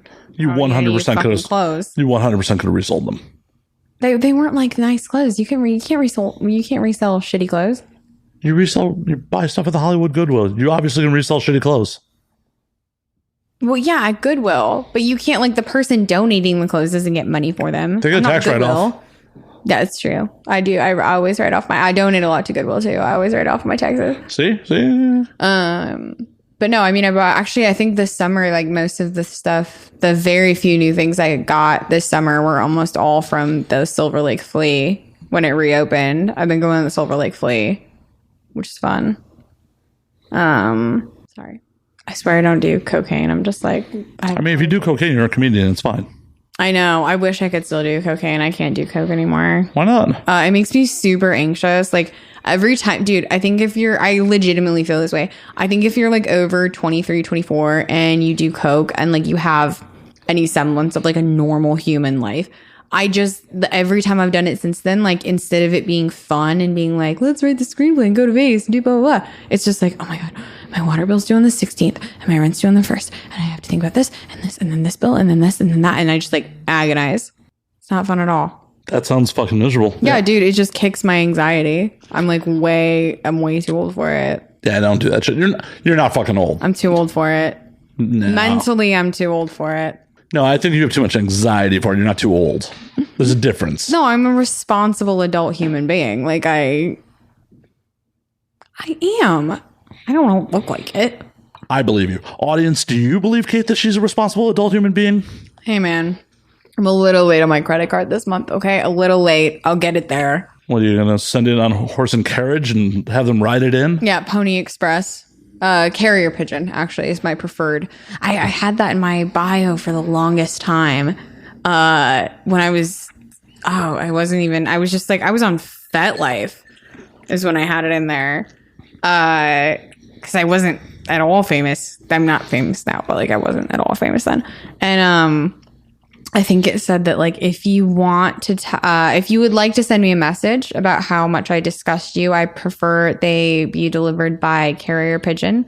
If there's no pigeons available, smoke signals will suffice. It'd be amazing. You just open your door one day and there's a bunch of dead pigeons there. I would love that. That would be so fun. If somebody sent me hate mail by carrier pigeon, I would adore that. And you just forgot about the pigeons. They're just dead. They're just dead. They've been waiting on you so long. That's not true. I'd hear them pecking. Cool. Like, dude, they're loud. Pigeons are loud as shit, dude. I know. Yeah. I'm from a major city. I'm aware. Yeah. I've been in New York. Pigeons are loud as shit. You know, they're technically doves. I do know that. Yeah. We had some doves that like had a nest in my house when I was a kid, but they were like the pretty doves, like the white ones. It's racist. Dove racist. Definitely keeping that in. Pigeons are the shitty doves. Definitely keeping that in. You don't invite the other ones to your wedding, do you? I'm not getting married, Kate. Not touching that one. Kate's about to get herself canceled over pigeons. Oh, man. I hope so. Kate Kennedy, the pigeon lady. Dude, the pigeon lady. Yeah, I mean, I'm not getting married either. I don't think that's going to happen. Why not? I don't think so. Why? I don't know. Just all of the wonderful things that I obviously bring to a relationship. I mean, you bring a pretty awesome dog. It's true. She is awesome. And they can't marry the dog, so. It's true. You can't. And also, the dog will never love them as much as she loves me. Actually, she'll probably just low-key tolerate that. I can't even have someone else sleep in my bed. She sleeps in my bed like a person. She has her own side of the bed where she sleeps with her head on a pillow like a person under the blankets. That's how she likes to sleep. I can't fucking sleep with somebody else. That's where she sleeps. And if you don't let her sleep there, you know what she'll do? What? She'll wedge herself. So I've had this happen a couple of times, actually, like the few times that I have gotten lucky. And had a guy in my bed. Squeegee will act cool about it. And then she'll get in the middle of us and she'll put her back to me and her paws towards him. And she will slowly, over the course of the night, just kick and kick and kick. And she's kicked more porn stars out of bed than Ron Jeremy, I swear to God. I've had people sleep on the floor. I just was being afraid to address the metaphor you used for that. I mean, you can use a couple different people. You can use Hugh Hefner. Ron Jeremy's first one popped in my head. Don't worry, he's not kicking anybody out of bed anymore. I mean, I don't know about a cellmate, but I'm pretty sure his cellmate will do whatever he wants to that old man. Oh man, I don't even think he feels bad about this. This is the first time he's ever been treated like a real stand-up comic. And not to brag, but I have been politely ignored by 4 out of the last 5 men to be Me Too'd in Hollywood. Really? Yeah. Like ignored, like either actively. Yeah, no, I've met Ron Jeremy several times. I met Chris D'Elia a few times. Callan. I never met Harvey Weinstein, but my mom did once try to send me to the same sex addicts rehab in Arizona that Harvey Weinstein was at. It cost $50,000. This is when they found out I did porn. It cost $50,000 and they don't accept women. And my parents didn't read the website long enough to realize that they didn't accept women.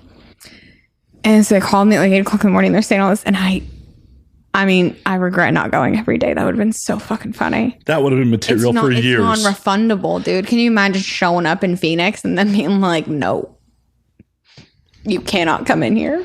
That would have been hilarious. That would have been amazing. That would have been amazing. Every single day I think about it. Instead, I went to Denny's and I cried and I got a milkshake. That's usually, I guess, what I do when things go bad. Kate gets a milkshake. Milkshake, I guess so. What's the milkshake? What is the bad times milkshake? I like all milkshakes. I don't really like peanut butter. I'm not a big peanut butter milkshake person, but like a black and white milkshake. Have you had the nut milkshake? Have you had the nut and honey shake from fucking the 101? No, I technically avoid nuts because I have gout actually, so I like avoid nuts. You're not supposed to eat, and like it tends to, for whatever reason, for me that's like what causes flare-ups is like nuts. So like I'm not allergic to them, but like my joints will hurt the next day, so I try to avoid. Well, I'm sorry. You're not supposed to drink alcohol either, but like there's also a whole list of foods. So I just like avoid all those other foods and then I still drink alcohol. And like sometimes my knees hurt, but it's not that. It's a wise choice. It's a wise fucking choice. Yeah. Just I don't eat spinach or like legumes, but like I still drink and sometimes my knees hurt. And it's genetic. Thanks, Mom. I was thinking of like the four dudes you just mentioned. Like, yeah. Yeah. I mean, obviously, I've had no direct interaction with Weinstein. I've had a lot of interaction with people who have had interactions with Weinstein. So, yeah. I mean, it sucks that it turns out Callan was not a good dude because, like, I've had nothing but positive interactions with Brian. Yeah. You're always a super nice guy. Like, never talked to me, but I'm sure. Yeah.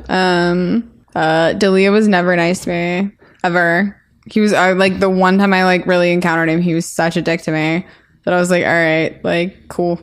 Like, yeah. I don't. And this was like months before this happened. And then it happened and I was like, I mean, I think I fully sat in my apartment just like cackling for like a minute and like for no reason. Like it wasn't that big of an interaction. It was just that like I remember like very vividly being like, you're a fucking asshole. And then lo and behold, I've had no interactions with Dalia. Yeah, I mean, like I tapped him on the shoulder one time I was should I tell the story? I don't even yeah, tell the story. Yeah, fuck it, whatever. I was with my buddy. We were doing the show at the Comedy Store, and we had our opener dropped out. It was like the week before the show, and or not our opener, our headliner, and so we went to the Comedy Store to just go see kind of who was there and see if like there was anybody that we could kind of. So I was like, yeah, I'll go with you because like I'm cute and I'm approachable and like, you know, and so he wanted to ask Lily if we could do it, and so he was sitting right next to me, and we're sitting there for a while, and he was talking to somebody, and then he kind of like stopped talking, got up, whatever. So I saw it like a moment, and I just kind of tapped like 2 fingers. I mean, like nothing, and he like spins around. He goes, "What?" And I was like, I'm really sorry. I was like, I'm a big fan. I think you're really funny. And my buddy produced a show here, and he just wanted to see if you maybe wanted a headline. So we just thought I'd just make the introduction. Just, you know, nice to meet you, whatever. And he starts talking to my buddy, and he's like, yeah, you know, it's in the Belly Room, but it's on Saturday night at 10:30. And like, if you just pop in May, you could do, you know, however long you want. And he goes, oh, I don't really do the Belly Room. The May Room? I don't really do the Belly Room. So, yeah. Cool. I was like you, I mean, it was just, it was one of those moments where you're just like like I've never been that much of a dick to anybody. I've been annoyed with people before, but I've never talked like that to anybody. Yeah, that's pretty shitty. It was really shitty. And then the other thing was that too, right afterwards, Bobby Lee was there, and we just same, like I asked Bobby Lee as well, and he was so nice, and he was like, oh, he's like, it's on Saturday. He's like, I'm so sorry. I'm in Connecticut on Saturday. I would love to do it sometime. Like if you hear, like, you know, whatever he, like, whether or not that's true, whether or not you want to do a show in the Belly Room, which I understand, but like if you're at that level, I get it. But like just night and day, absolute difference in the way that you would treat somebody. That like, and again, it's always, it comes down to like, how do you treat the people that can't do anything for you? Oh yeah, 100%. Bobby's always been super nice. Always been. I like Bobby a lot. Yeah. I also think Bobby was nicer to me at points because he actually thought I was somebody at one point. Because the first time I really met Bobby was at LA Podfest. Yeah. It's got to be like the 2017 LA Podfest, like the last big one they did. And they were doing a live Tiger Belly. And I ended up talking to, he's Bobby's old manager. He's Bert's old manager. He owned the Boston. Okay. I'm completely spacing on his name. Yeah. But it was wrapping up because I was podcasting there and I was just grabbing people to do the show. Mm-hmm. So I was grabbing him, I was bullshitting him, and Bobby comes up to talk to him and like sees that I'm already in a conversation with him. I'm like, Bobby, we're going to be upstairs podcasting. He's like, I got to fly out in the morning. It's real cool. But every other time I saw Bobby, he's like, hey man, what's going on? And like, oh, you actually think I'm somebody because I was talking to your old manager. I don't even know if Bobby's just a deeply likable person. Oh yeah. I think it's very hard to dislike Bobby Lee. He's just very, very likable. No, he was great. But I just thought it was funny, like that he just... Yeah. Thought I was somebody, but because I was just talking to someone who actually mattered. I will say the vast majority of people that are like at that level that are obviously way above me and like, way above my pay grade, but like the vast majority of them have been very, very nice to me. Bert's always been nice to me. Tom's been nice to me. Christina let me open for her at a Flapper several times before all this happened, which was awesome. It was such a fun experience. And like, the vast majority of these people I really, really like. You get one-offs, but I mean... And I know people have a lot to say about like the whole culture surrounding it. And I don't think all of those criticisms are like invalid. But it's, I read something the other day that's been like, it's been rattling around in my brain for like a couple weeks now.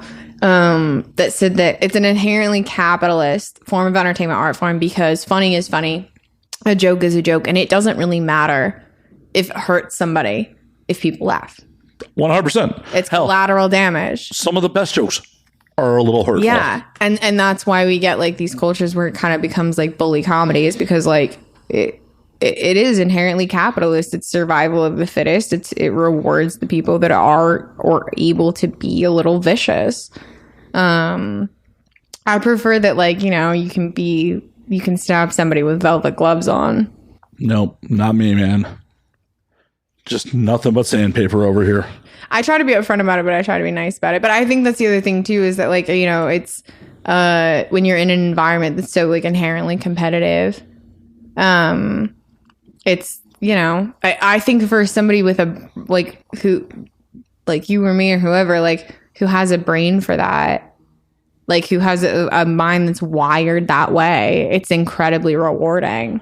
Oh, thank you for including me in that. Of course. Yeah, you're a funny person. I am not. I think you're funny. You're drinking. Funny looking. Oh, fucking dad jokes. One of my dad's favorite jokes. Yeah. Okay, my favorite one that he does, he had a whole litany of those, and one of them was, hey, you're pretty strong to smell. And we're like, that doesn't even make sense. It makes sense. That's not good syntax. Like, what? No, it's bad. It's bad syntax, but it makes sense. Syntax. And so we gave him shit for like weeks. I remember the first time he told us that joke. We were at Niagara Falls, and we gave him shit for weeks about that joke. I mean, we still do it to this day, where my sister Owl will be there and be like, "Hey, Bruce, you're strong to smell." It's worse every time you say it. It's so bad. Because the funny looking one kind of works. Yeah. That one's just so... It's so bad. No, it's horrible. Yeah. I mean, it's like you smell. It's that bad. It's, yeah. Ba-da-ba. Hey, I checked to make sure that I was wearing deodorant when I walked out last night. I literally did. I was like... Oh, no. I actually showered for you today, too. Thank you. I washed my hair today, dude. Well, I don't have much hair at the moment, but... Yeah. I did, too. And I put on deodorant. I'm like... Mine was gross last night. I wore a beanie. And someone was like, nice beanie. I was like, thanks. I didn't want to wash my hair. Yeah, literally, it was one of those things where like, Kate's coming over. I actually should like wash my asshole. And I try to shower before I interact with the public. Well, I've been interacting with the public except virtually recently, so I didn't have to fucking... But like when you go, because you have to like go to the grocery store and shit, right? Yeah. Yeah, I try to shower. I shower before I go to the grocery store or something. It all depends on, if my masturbation habit lines up with when I'm going grocery shopping.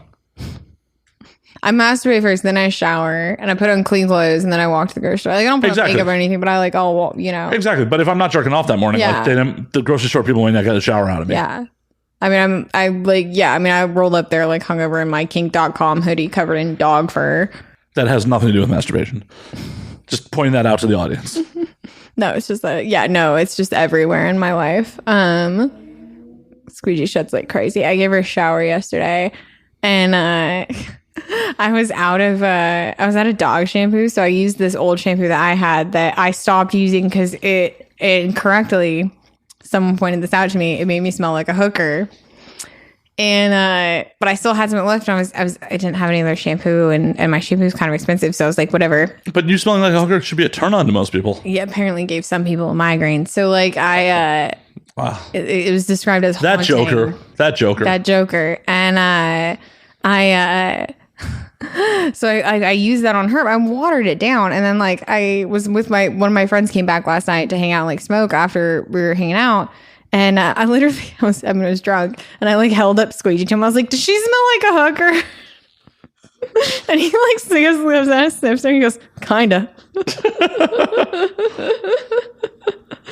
It's faded in the last 24 hours. She did smell like a hooker. I got it. Honestly, after sleeping in bed with her, not having smelled that for a while, I was like, I get why this was annoying. Like, this is really strong. Oh, man. It's the peonies overload. Oh, man. I just don't think it's a bad smell. Smelling like a hooker's fine. It's not bad. It's just like, oh my God, my sheets are definitely going to smell like this. I don't know. Yeah. It's fine. It's fine. Yeah. Just wash the sheets. I mean, I have to go to the laundromat for that, so. No, you don't. You come here. I know. Now I come here, which is You come great. here. You clean.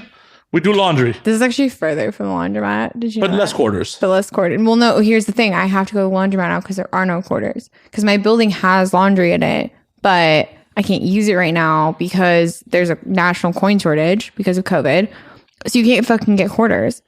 And I don't use like a bank. I still have an account at my college credit union, which has one branch and it's in my college town. So like, I can't just go to Bank of America and be like, I'm a client, give me quarters. I'm not. And so like I used to get quarters at like the supermarket, and now they can't give them to you, and there just aren't any quarters. So there's a whole laundry room in my building, and like it's not just me that this is happening to. Nobody's using the laundry room in my building anymore. It's just fucking empty all the time. And so I go to like the laundromat, and because they take cards. I mean, and now I have like a laundry card. And the other day, I got my laundry card and my Metro card look like stunningly similar. For like the LA, like Metro, like the train. And I kept putting my Metro card in the washing machine the other day. And I couldn't figure it out. And I was like, fuck this. Why isn't this fucking working? This is fucking annoying. This is bullshit. And then I took a second and looked at it. I was like, oh my God, you're a fucking idiot. Like, this is embarrassing for you. You were probably not the first person to do that. I hope not. I can almost guarantee it. And it's almost a nice guaranteed. laundromat. They have like arcade games. Ooh. Yeah. It's Mortal Kombat? Yeah, dude. They have Street Fighter. Like, and a claw machine. And like, dude, it's honestly, I don't hate it that much. Like, I feel like my clothes come out really clean. I only have to do like 2 loads. I do 1 load of like sheets, towels, blankets, whatever, and 1 load of like clothes. And then, because I don't have anything that's worth separating. And, Samesies. Yeah. Samesies. No, fucking no, dude. Like, I have some things that are dry clean only, and by that I just mean I never wash them. Before we continue to talk about your domestic woes, Yeah. I want to circle back to like the talk about comedy being inherently capitalist, because I thought that was actually kind of an interesting point. I know, isn't that interesting? Yeah, and then we walked away from it for some reason. Sorry. I walk all over. I walk the line, man. Thanks, Johnny. Thanks. I can't wait to meet June Carter. Dude, this morning, having coffee with her. Fucking what a romantic goddamn line. God, Johnny Cash. I have that t-shirt of him flipping someone off like while he's playing, and it because my neighbor gave it to me because she didn't want it anymore because she got a new one. She's a big Johnny Cash fan. She's like, do you just want this t-shirt? And I was like, yeah, sure. I think I want a t-shirt. I always want a t-shirt. As we walk away from it again. Okay, I'm sorry. Yeah, comedy. Okay, here's the thing. Yeah, okay. So the premise of this, and it was an article, I think it was in Slate, and I didn't agree with a lot of it because I didn't agree with the sentiment of the article, but I agreed with a lot of what it said, is that comedy is an inherently capitalist form of entertainment, art form, whatever you're doing in stand-up comedy, it's inherently, because when it's a solo sport. Well, it's a weird solo sport because you could be a musician and just do your craft and record it and be like, oh, that's awesome. comedy requires a fucking audience. It requires an audience, and it requires when you are up there alone. Whatever like consequence you face of what you say, you face alone, and whether that's good or bad. And when you're up there too, and you're in that moment of doing it, I mean, I'll say fucking anything to get a laugh. I'll denounce anything. Like God is dead, Hossein, like fucking, you'll say whatever to get a laugh. And I think that is true. I think that is the mentality. I don't love bully comedy. I don't think it's necessarily the smartest kind of comedy. I don't think it's the funniest kind of comedy. I think it can be funny. I like making fun of people as much as anybody else. I don't mind being made fun of. Well, you have fucking, masters of it like Don Rickles back in the day. Yeah. Like, yeah. Dude, that was his whole bit. Yeah. His whole bit was being fucking mean to people. Absolutely. I mean, that's still such a thing that people like do. I mean, it's just being like this 12-year-old's idea of what a supervillain would be like, and just adopting that as their entire persona. And that's that's still very much a thing. But also I think you have to like look at it and weigh it against like, how is that, like Anthony Jeselnik does that really well. Where like he's very like, people really like him. I've never heard anyone say anything bad about him. I've seen him, he's funny as shit, like he's great. But there's something about who he is and is able to do this like evil persona where it's funny. Whereas he'll just say some dark shit that isn't particularly mean to anyone. It's just dark. It's just dark. Yeah, it's dark. It's not necessarily mean. Whereas like I've seen people like do it where they kind of want to have that vibe, and it just doesn't work. And I mean, also it works because he's handsome. Like it also works because of that. Like there's there's like thought like obviously being built into that character. Like I kind of do this whole like female dirtbag. Like I call it like noble dirtbag thing. Where I'm not like really trying to be a bad person. Like and also like, yeah, just like I'm a female dirtbag. I don't think we see that enough. And we all know you're out there. A little bit, yeah. I mean, like I fucking, I'm kind of a dirtbag. I get it. Like I do shit where I'm like, yeah, do I think a respectable person would do this? No, absolutely not. I've had a lot of dudes pee in my mouth. Hot. Yeah. Well, warm actually, but pretty hot sometimes, honestly. They need to see a doctor if it's hot. I mean, it wasn't that hot. Yeah, no, it was good. Like if it scorched your tongue, they need to see a doctor. Oh my God, that's the beginning of a bit. It was so hot when this dude peed in my mouth, it fucking scorched my tongue. Come on, you should, yeah, I mean, email that to Whitney Cummings. I just saw her do a bit about that. Oh, parallel thoughts, apparently. Fuck. It's probably why I brought it up, because I think I saw that. But you're just encouraging me to plagiarize people's bits without me knowing it. Good thanks, Kate. You are a dirtbag. Yeah, exactly. And that's the thing. That was, I think, the thing that I liked about someone saying that comedy was inherently capitalistic, because that is how I feel about it. Where I'm like, if I know something about you or whatever, like if you're up, like I just don't think things are off limits. Like it's a lighthearted job, whatever. And most people are not like that. They don't. I know so many people where I'm just like, I have to constantly police myself around people that I see like every day. Where Why? I'm like, you can't say this because they'll get offended. Fuck them. That's their problem. Yeah, I know that, but like you can't like fuck them when it's like, hey, this is my career and I can't fucking say this. Like, and it is just a joke. It's not that I dislike this person or whatever, but it's like I can't, like sometimes you just want to be able to make the joke, but not everyone can take a joke. Yeah. A lot of comics are so much more sensitive than they ever will like let you know. And like, and I've seen people like come off a stage when they like kind of got something like that where they didn't, like it necessarily, or it was uncomfortable. And you can see it. Like you can see them like squirming. They're really sensitive people. I'm not a very sensitive person. I'm not at all. Like people, and especially like lately, because since I like retired from porn and stuff, like now when I've had like 3-4 conversations about this in the last week with people, of them being like, can I bring up that you did porn on this podcast? Can we talk about it? I was like, yeah, of course. Can I not bring up you did porn? What do you want me to call you? And I'm like, I literally don't give a shit. You can call me a fucking cunt. I don't care. I'm just more and more trying not to bring up that you did porn. That's a soundbite right there. Just don't care. No, I don't care either. I don't care. I don't care who knows. I got a custom video request from someone I went to high school with that apparently like had like a fucking crush on me all through high school. Did they have a shot in high school if you had known? I didn't even remember the guy's name. I don't remember who he was.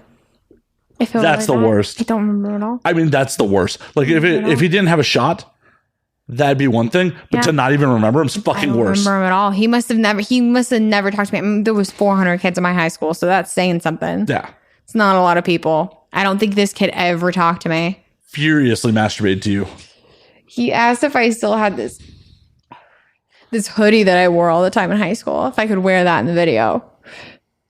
Like this specific, like it was like my high school's like cross country hoodie that I stole, by the way. I was never on the cross country team. I would never do that. That is the saddest thing I have ever fucking heard. I know. Like, Kate, do you realize it? That guy has probably dropped a swimming pool full of loads to you, and you don't even know his name. He had a huge crush on me in high school. Oh, yeah. And at least if it's anything like I was in high school, like a fucking strong breeze was like, it's time to jerk off. I guess. I didn't think anybody thought I was attractive in high school. I certainly didn't feel like that. Like I got set up for the prom. I wasn't like, people weren't asking me out left and right. Well, no, he was just masturbating to you. I guess. Like nobody would talk to me. Like that's so weird to me where I'm just like, Well, to be fair, if he talked to you, it would ruin the illusion. I guess. Yeah, it definitely would. It definitely would. I love that took a second to register. Like, oh, yeah, that's accurate. Actually, you're right. Fuck. You're right, actually. That's accurate as fuck. Yeah, most people, once they talk to me, the illusion is ruined. Yeah, by and large. Oh, I know. I talk to you a lot. Yeah, you do. Yeah. Absolutely. Yeah. No, it's ruined. I'm a fucking dirtbag. I'm just a normal human being. Oh, that's a goddamn lie.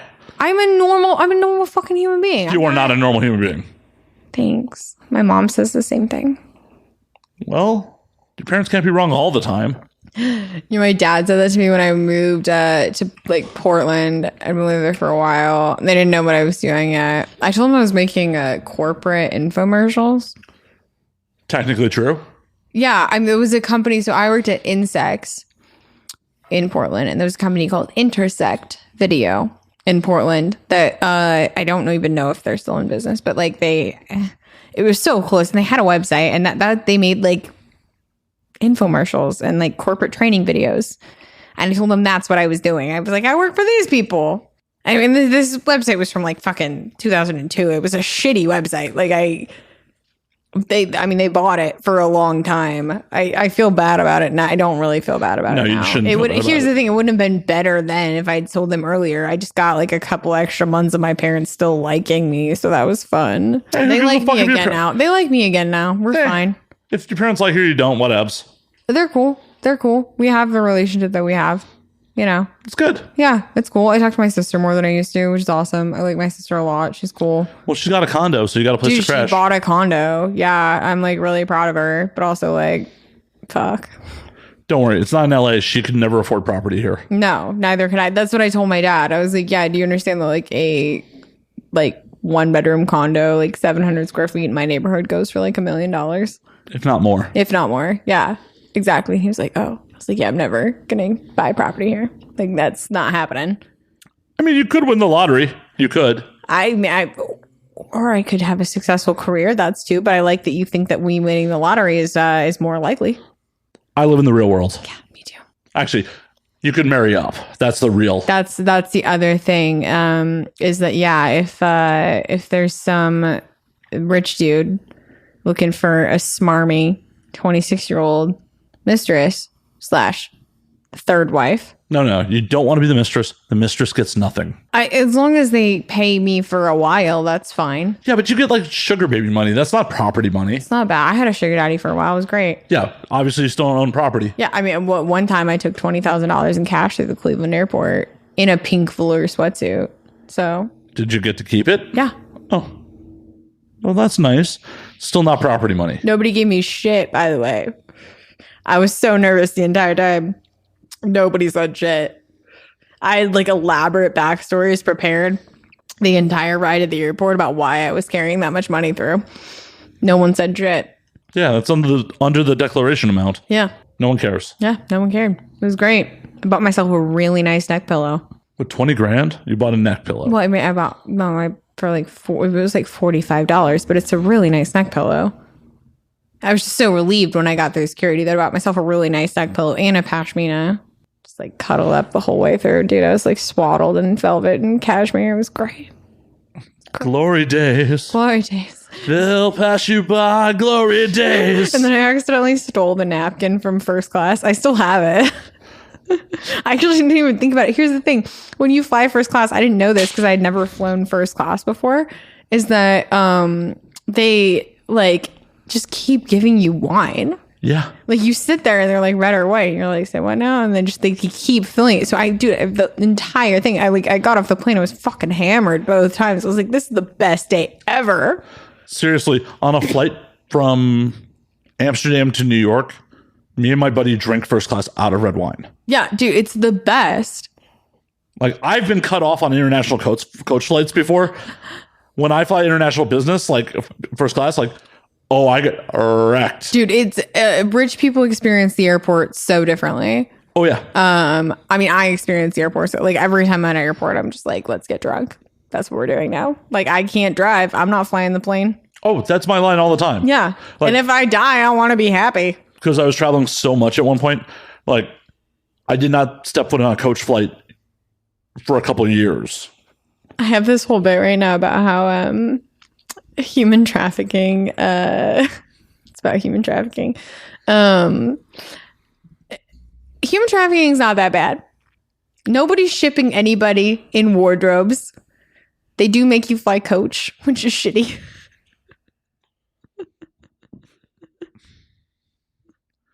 Pretty sure they're still sending people in shipping containers. I don't know. I always had to fly coach. It's not cool. It's not cool. Coach is not cool. No, it's not cool at all. I mean, it's fine. Okay, here's the thing. It's fine for me because I'm a really small person. I have like I think I have a 28-inch inseam. Like my legs are literally 2 feet long. They're so small. Yeah. I haven't even noticed that airline seats are getting smaller. I've been getting smaller. I'm just like, oh, suddenly it supports my back.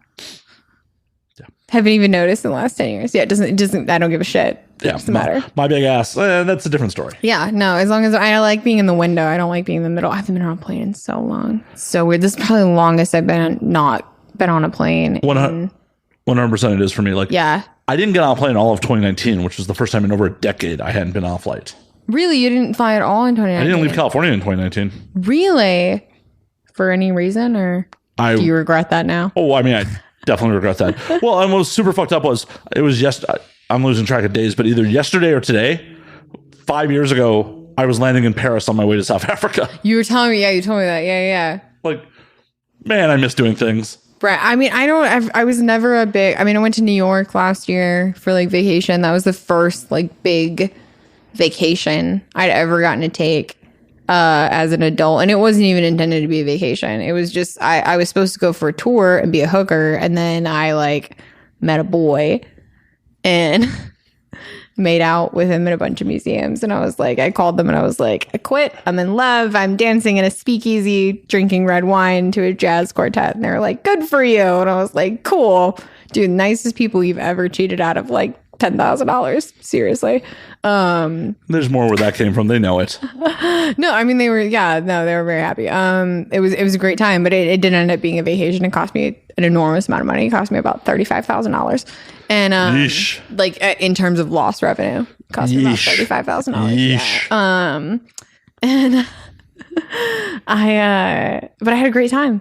I had a great adventure and I loved it. And it was so fun. And I love being in New York and I love getting to like, I typically will travel for work before I will travel for pleasure.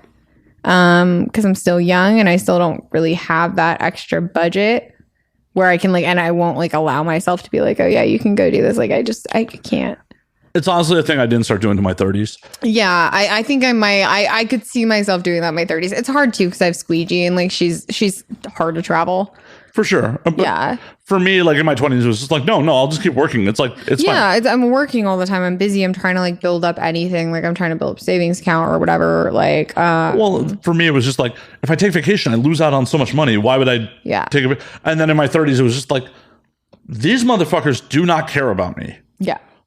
I'm losing money, but in the grand scheme of things, in the grand scheme, I'm not making enough money to be like constantly miserable. Yeah. And then once I got a little taste of like just seeing the rest of the world and getting drunk with strangers in other countries, I was just like, I need to go get weird with strange people in strange countries, like where I don't speak the language. I got to figure out the currency. I got to figure out the fucking adventure of it is so goddamn addicting. Yeah. I mean, that's how it was. I mean, I didn't even go abroad. I was just here. But yeah, I was like, I want to like go to other cities and like hang out with other people and like have adventures. The adventures are so much more, they get so crazier when you don't speak the language, when you're trying to figure out like. Oh, I imagine. Yeah. I mean, the last one I did was Colombia in 2018. And like, I spent 48 hours in country by myself. Like my friends went back to the States and I'm just like, I'm in Colombia by myself. Talked my way out of getting a fucking ticket for drinking in public. Yeah. I don't speak Spanish. I speak like taco truck Spanish. I speak poquito. Un poquito. Un poquito. Un poquito, yeah. Un poquito español. And yeah, it was a whole thing. I've told this story recently, but it was still so much fun to like just pop into bars, pop into restaurants, like poorly kitchen Spanish myself into meals and drinks and.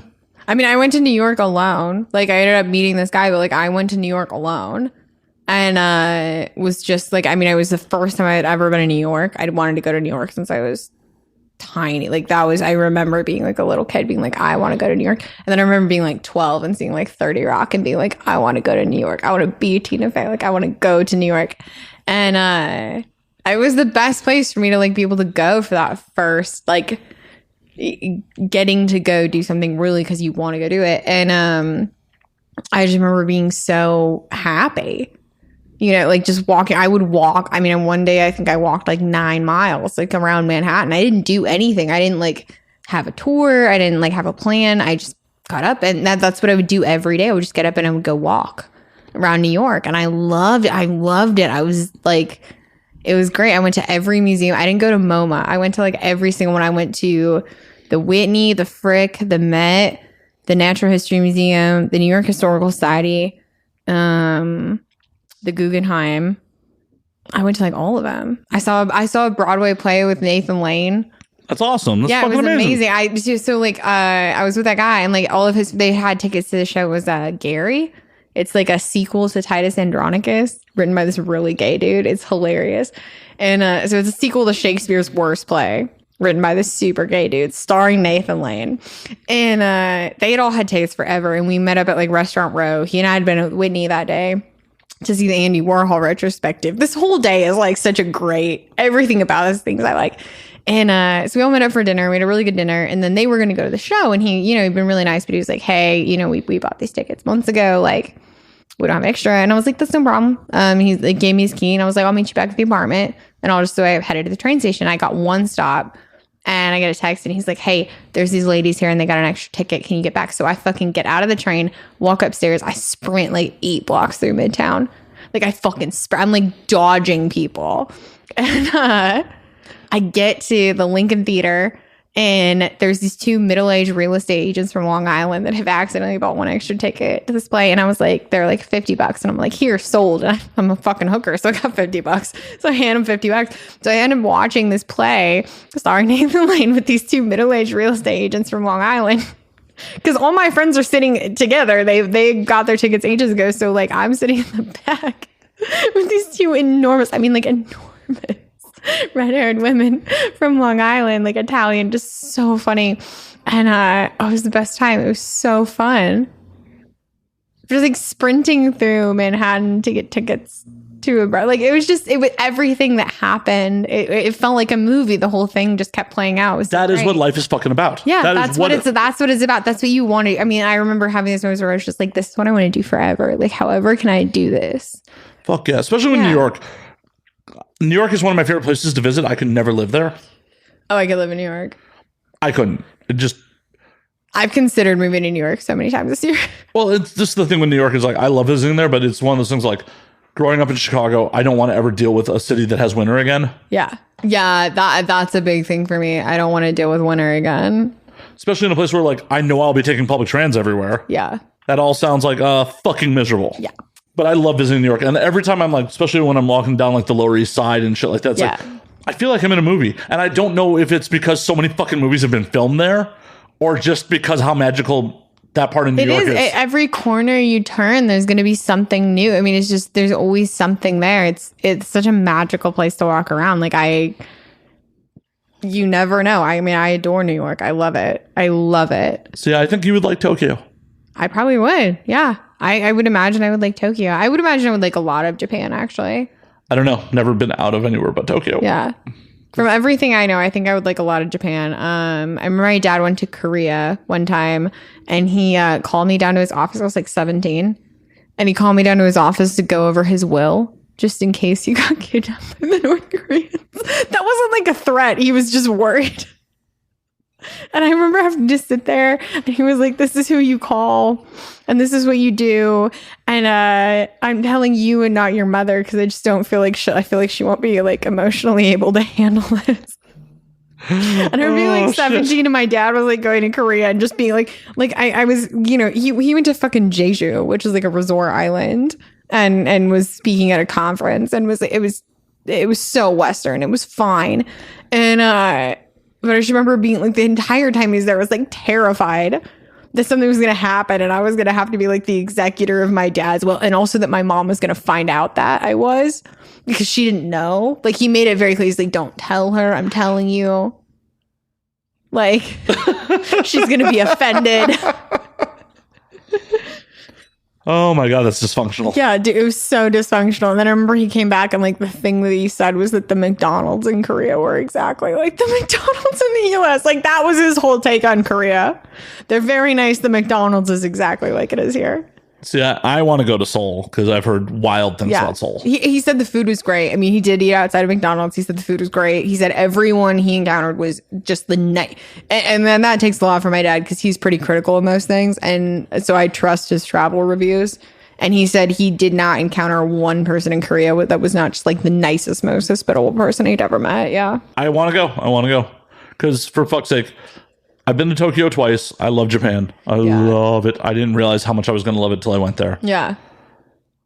And, you know, Seoul's supposed to have a similar vibe. And as much as I would literally kill to go back to Tokyo right now. Yeah. Like, they're so polite. The culture's so fucking different. Yeah, that's what my dad said too. They're just incredibly polite, very thoughtful. Like, he was like, anything, like, they thought before I did, like, anything I needed. Yeah. I don't know about the Korean culture, but with the Japanese culture, even when they're kicking you out of places, they're super polite about it. Yeah. He had a great time. He said it was beautiful. He had a really fun time. Yeah, I haven't really traveled that extensively. I've been to Ireland when I was younger. My parents like to travel.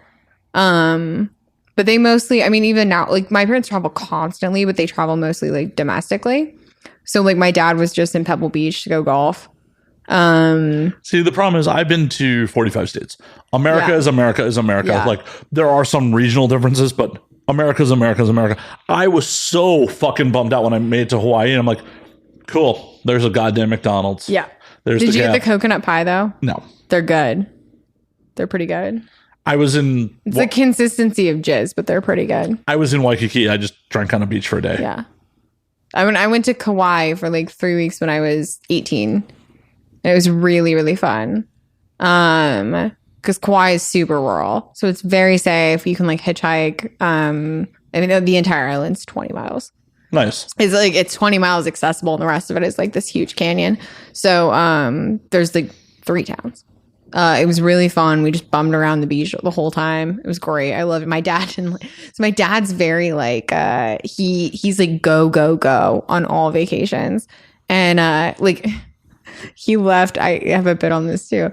When we were in 1998, we went to Disney World in Florida. So only time I've ever been to Disney World. And my dad, like I was 4, my sister was 2. So my dad fully left us at the hotel with my mom every afternoon because we were too small to go any of the fucking rides. Why would you go to Disney that fucking young? I know. I've questioned this so many times, and we never went again. That's the other thing. We never did a vacation twice. We never went again.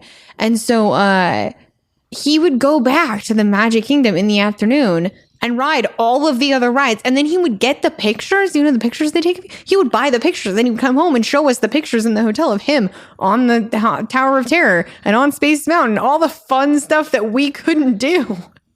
What a dick He was move. the happiest man on earth. He fully left his wife and 2 tiny children at the Hotel of Coronado and went and rode every fucking ride magic. He does this all the time. He loves his vacation like mentality is go, go, go. So he goes. Like, he made us hike the entire Freedom Trail when I was like 7 in Boston. We'd walk the whole thing. It's multiple miles. I was 7. I think I cried. Like, he goes. We went to Hawaii, and on the 3rd day, he was like, I remember we were driving, and he's like, hey, yeah, I think people might just come here to like chill out. I was like, you fucking think, dude? We've been to every lighthouse fucking historical tour on the island. There's only 3, and it's the 3rd day. There's nothing else to do here. People come here to get bombed and chill. And but yeah, it's my favorite thing. We went to Ireland, and he would leave us at the hotel to go. Like, that man toured every fucking fort in Southern Ireland. I swear to God, he went to all of them. He went to all of them. And then here's the thing is, he has other people take pictures of him there. And these are my favorite family vacation photos. It's like Bruce alone at the Grand Canyon, Bruce alone on the Tower of Terror, Bruce alone at a fort in Ireland. And he's so happy. He's so glad the rest of us are no longer there with him. Bruce alone on his deathbed. So happy. No one was bothering him. Oh, that was dark. But yeah. He could just get into canyons alone.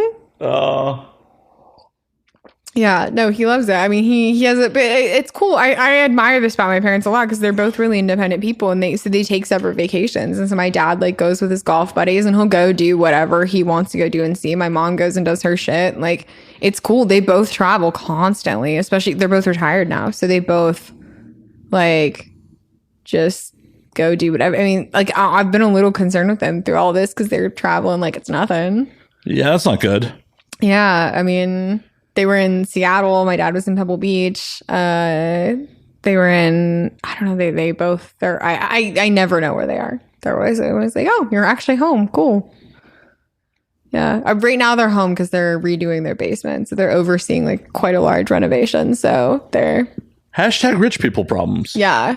Yeah. My dad today sent me a picture of, they're like replacing some piping in their basement. I guess the guy did it wrong. And so my dad had to go to Home Depot and like go pick up some like 2x4s and like fix this, whatever. Because he's handy. He knows how to do this. He just pays other people to do it now. And so he brought it up to the guy, and he was like, hey, you know, like, you need to reimburse me for these materials because I had to fix your fuck up. And the guy did fuck up. And he goes, oh, okay, I'm so sorry. I'll pay for the labor and materials at the time. How's $75? My dad goes, so I make $500 an hour. So the time I spent fixing your fuck up would cost you like $2,500. And I was like, first of all, that's savage as shit. Right. Second of all, a little elitist, but like savage as shit to be like, I make $500 an hour to the guy that's like digging out your sewage pipe. Yeah, that's yeah, pretty rough. Yeah, pretty rough. And I was like, all right. I was like, well, he's not going to do it again. He's like, well, I was like, yeah, I mean, imagine if you weren't on top of it. I don't know.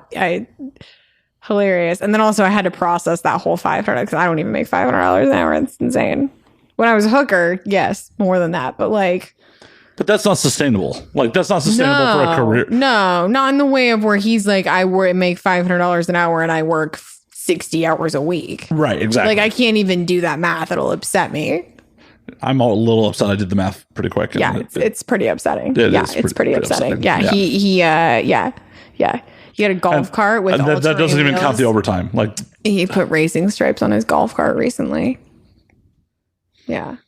Yeah, they're renovating the basement he's going to have a home theater, a indoor workshop for woodworking, a wine cellar. He defended the wine cellar as saying that it technically, I guess, it's structural to the integrity of the house. Why do you have to defend the wine cellar? Just have it. Apparently it's they had a closet they couldn't take out and he didn't know what to do with it, so they're turning it into a wine cellar. Right, but why do you have to defend that? Be like, we want a wine cellar. It is holding up their front porch. The house is not well built. There you go. There you go. It's like a Margaritaville bar with like a window to serve drinks out of. Their windows like change tints. There's like a button. So are you inheriting this place someday? he's, you know what? I was talking about it. He's like, it'd be so great to inherit because you're not going to have to do shit for like 40 years. Everything's going to be fine. I was like, yeah, dude. I was like, low key, that's my only retirement plan. So if that's what you're hinting at, that is my only retirement plan. Hey, it's a better one than I got. I don't want their money, but if they leave me the house, that'd be great. Yeah. I just hope they'll leave it to me because my sister's already like a homeowner. Yeah, I'd be like, my sister already has a condo. She doesn't need the house. Exactly. I feel like they're gonna take pity on me. Plus, also they like bought her master's degree for her, so whatever. Like, right? They've invested in her way more than me. She still had my dad's credit card, and she's like 23. Damn, dude, they bought her. That was like last week. Yeah, dude. I was literally like, I like remember being like hungry in college and just being like, this sucks. Like, yeah, I don't want to talk shit about it, but like, yeah, very different experience. First kid, second kid, very different experience. I appreciate everything my parents did. I really do. And like, we've been the last like year, we've rebuilt our relationship in a lot of really cool ways, which is great. Well, yeah. How else are you gonna get the house? Honestly, I do think they would have just pitied me enough to give it to me either way. One could hope, but now you're laying the groundwork to guarantee that shit. Yeah, I mean, for sure. Like, I mean, not that that's why I'm doing it. I like my parents. I believe you, Kate. Yeah. I believe you, Kate. Yeah, you believe me. You, whatever. You should believe me. I believe you. I just said it on air. I believe you, Kate. I'm the least money motivated person of anyone that I know, and like to my own detriment. Like I work until my bills are paid, and then I fuck off. There's nothing wrong with that. The minute they're paid, like I don't own anything nice. I have no extra like money for anything because I work till I pay my bills, and then I'm done. And then I want to just go fuck off. I don't care. I don't care about having nice clothes. I don't care about having fucking fancy things. I can pay my bar tab and pay my rent. That's all I care about. Hey, I'm much of the same. I just want to be able to pay my bar tab in other countries. Exactly. It's probably cheaper in other countries. Depends on where you go. True. I bet Liechtenstein's pretty expensive. Definitely Liechtenstein. It's just a fun word to say. Believe me, the minute COVID's over, I'm just going somewhere like if I can afford it or not. And just being like, I'm getting drunk in another country because I miss it so much. I would love to do that. It would be really fun to take vacation. I was going to go to Joshua Tree like a couple weeks ago and then it fell through. But it'd be nice to just go like fucking, yeah, it would be nice to go anywhere. I've felt so stuck in LA lately. Me too. Hell, yeah. Part of me is just like, I should road trip to Vegas, but I'm also like, that's really fucking dumb. Yeah, I'm like, I would go to Vegas, but like, what am I gonna fucking do in Vegas? Like, I don't want to fucking go to Vegas. Like, not like this. And also the whole thing, like, too, I think I'm gonna be like really paranoid about everybody not wearing masks and like the fucking poker tape. Like, I don't think I would enjoy it. I don't really enjoy Vegas that much anyways. Vegas is fine. I don't. Whenever anyone's like, I'm thinking of moving to Vegas, I'm like, I lived there for a couple of years, so like I wouldn't go anywhere near the Strip. It's a very different experience when you live there. It's a very fucking different experience. Like there's fun local shit there. I mean, I know a lot of people live there and that have said that, and cool. I can't. I don't like the desert. I can't stand the desert. Well, also for me, like it's just a super. I've said this on air a bunch of times, but it is a super rough town to meet people in. Yeah, I'd imagine. So like that's why it never really clicked for me. Plus, I was on the road all the time. And it's just like, but I wouldn't mind popping in and visiting some people that I do know there, and like hitting some of my old local haunts and shit like that. I would like to. I was actually thinking like it sucks right now because my parents are renovating their basement because they used to have like a whole apartment down there, and so I was saying like if the circumstance was different, especially right now, I would just drive out like for Thanksgiving, Christmas. I just drive out in like middle of November. Hang out until Christmas. Oh, speaking of which, what are you doing for Thanksgiving? I think I'm gonna go back to my folks. Yeah. Cool. I think so. Why, do you have plans? Well, I haven't decided yet. I have a tradition, and the person I used to do this tradition with left town this year. Okay. So there's a restaurant in the valley that does a gorgeous all-you-can-eat champagne brunch. Fucking all you can eat. I love that. All you can eat fucking gluttonous fucking Thanksgiving dinner, and I've done it for the last like 4 years running. And I need a new fucking, partner and gorging my face. I might be down for that. Like Christmas is bigger in my family than Thanksgiving. Thanksgiving's not huge in my family. So I don't really feel terrible about missing it. And I've like missed it in the past. So like I would rather, and I like, I've talked to them about this too, where I'm like, look, you know, especially with Squeegee, it's hard for me to like, it's hard for me to leave her. Especially to like leave and go. Like, I don't really want to go for like 4 days and like come back or whatever. You know, it's just, yeah, whatever. I'd rather go for like a nice amount of time at Christmas. So I might be down. All right. Yeah, Thanksgiving's not like a big, Thanksgiving has never been a big thing in my family. They have alcohol injected fruit on the dessert. I want to go station. there. Yeah, I want to go there. Like, yeah. Like, what kind of chocolate covered fruit would you want? Yeah. We'll inject alcohol right into it. Here you go. Multiple carving stations. Like, right. It's like 65 a head, but it's so worth it. Right. I'm hoping that I'm low-key hoping for not a white Christmas in Denver this year, because I want to like go back and golf with my dad. Because I just got new golf clubs, so I'm like trying to get good again so I can go golf with my dad. I think it'd be fun. Everybody got really into golf this summer, and I was like, everybody's been golfing all the fucking time. I saw that you cleaned your clubs on your Instagram. I did, dude. I had to like, okay, so I got them from so I wanted to go, and I like some of the guys invited me, and then like you can't go right now if you don't have your own clubs. You can't rent because of COVID. Makes sense. If you want to golf, you gotta have your own clubs. And so I was like, all right, whatever. And then my mom and I were talking about it. She's like, you know, you could just get junior clubs because you're really short, so it wouldn't matter. I was like, thanks. And so I looked on Craigslist, and there was this really nice set of women's clubs for $50 down by like the Wilshire Country Club. So somebody's like dead mother-in-law's. I was like, hey, yeah, I'll take this. So I went down and got them, and a couple of them were a little rusty, but I cleaned them up and I re-gripped all of them, and they're really nice clubs. They're the nice clubs I've ever had. It's like a set of Callaway drivers. Like they're really nice. And so I'm excited to get to go play. I used to play a lot when I was young, and I played in middle school and high school with my dad, and I'm really excited to kind of have a hobby to share with him. So trying to like get at least, and then I tweeted about it where I was like, you know, I have to get, and I was like, I realize it makes it sound like my dad won't love me if I'm not good at golf, and that's not true. He will love me, but he won't respect me. And those are two very different things. I don't want him to respect me. True that. But on that note, Kate, we're gonna call last call on this motherfucker. We've been at this for 2 hours already. Dude, it felt like 5 minutes. You're lying to me. No, I mean, yeah, I am. I am lying to you. But it was really fun. Like, well, the alcohol made it go faster. I did make it go much faster. But where can they find you on all the things?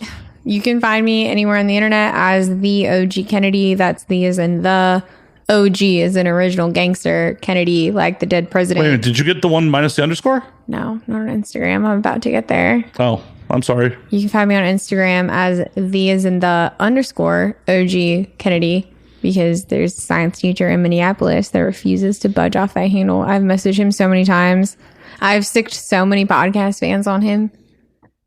I don't think he's logged in years. Well, hopefully they'll eventually boot him for an active. I really hope so, because I really, really want that. But you can find me anywhere else as the OG Kennedy. You can find my my OnlyFans online at theogkennedy.com.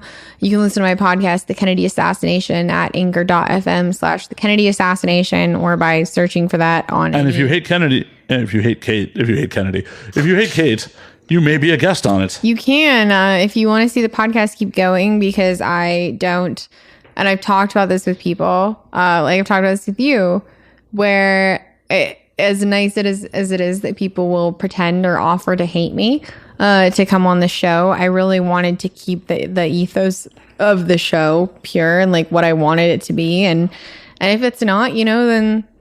Oh, I fucked up tonight. Tonight could have been my audition tape of hating you. I could have just been hating you this whole fucking time, but I fucked up. I mean, you know, like I try to look at it as like it's been a fun project. I learned a lot from it. Whether or not it gets to continue in the way it does. I mean, will I ever do another podcast again? Almost definitely.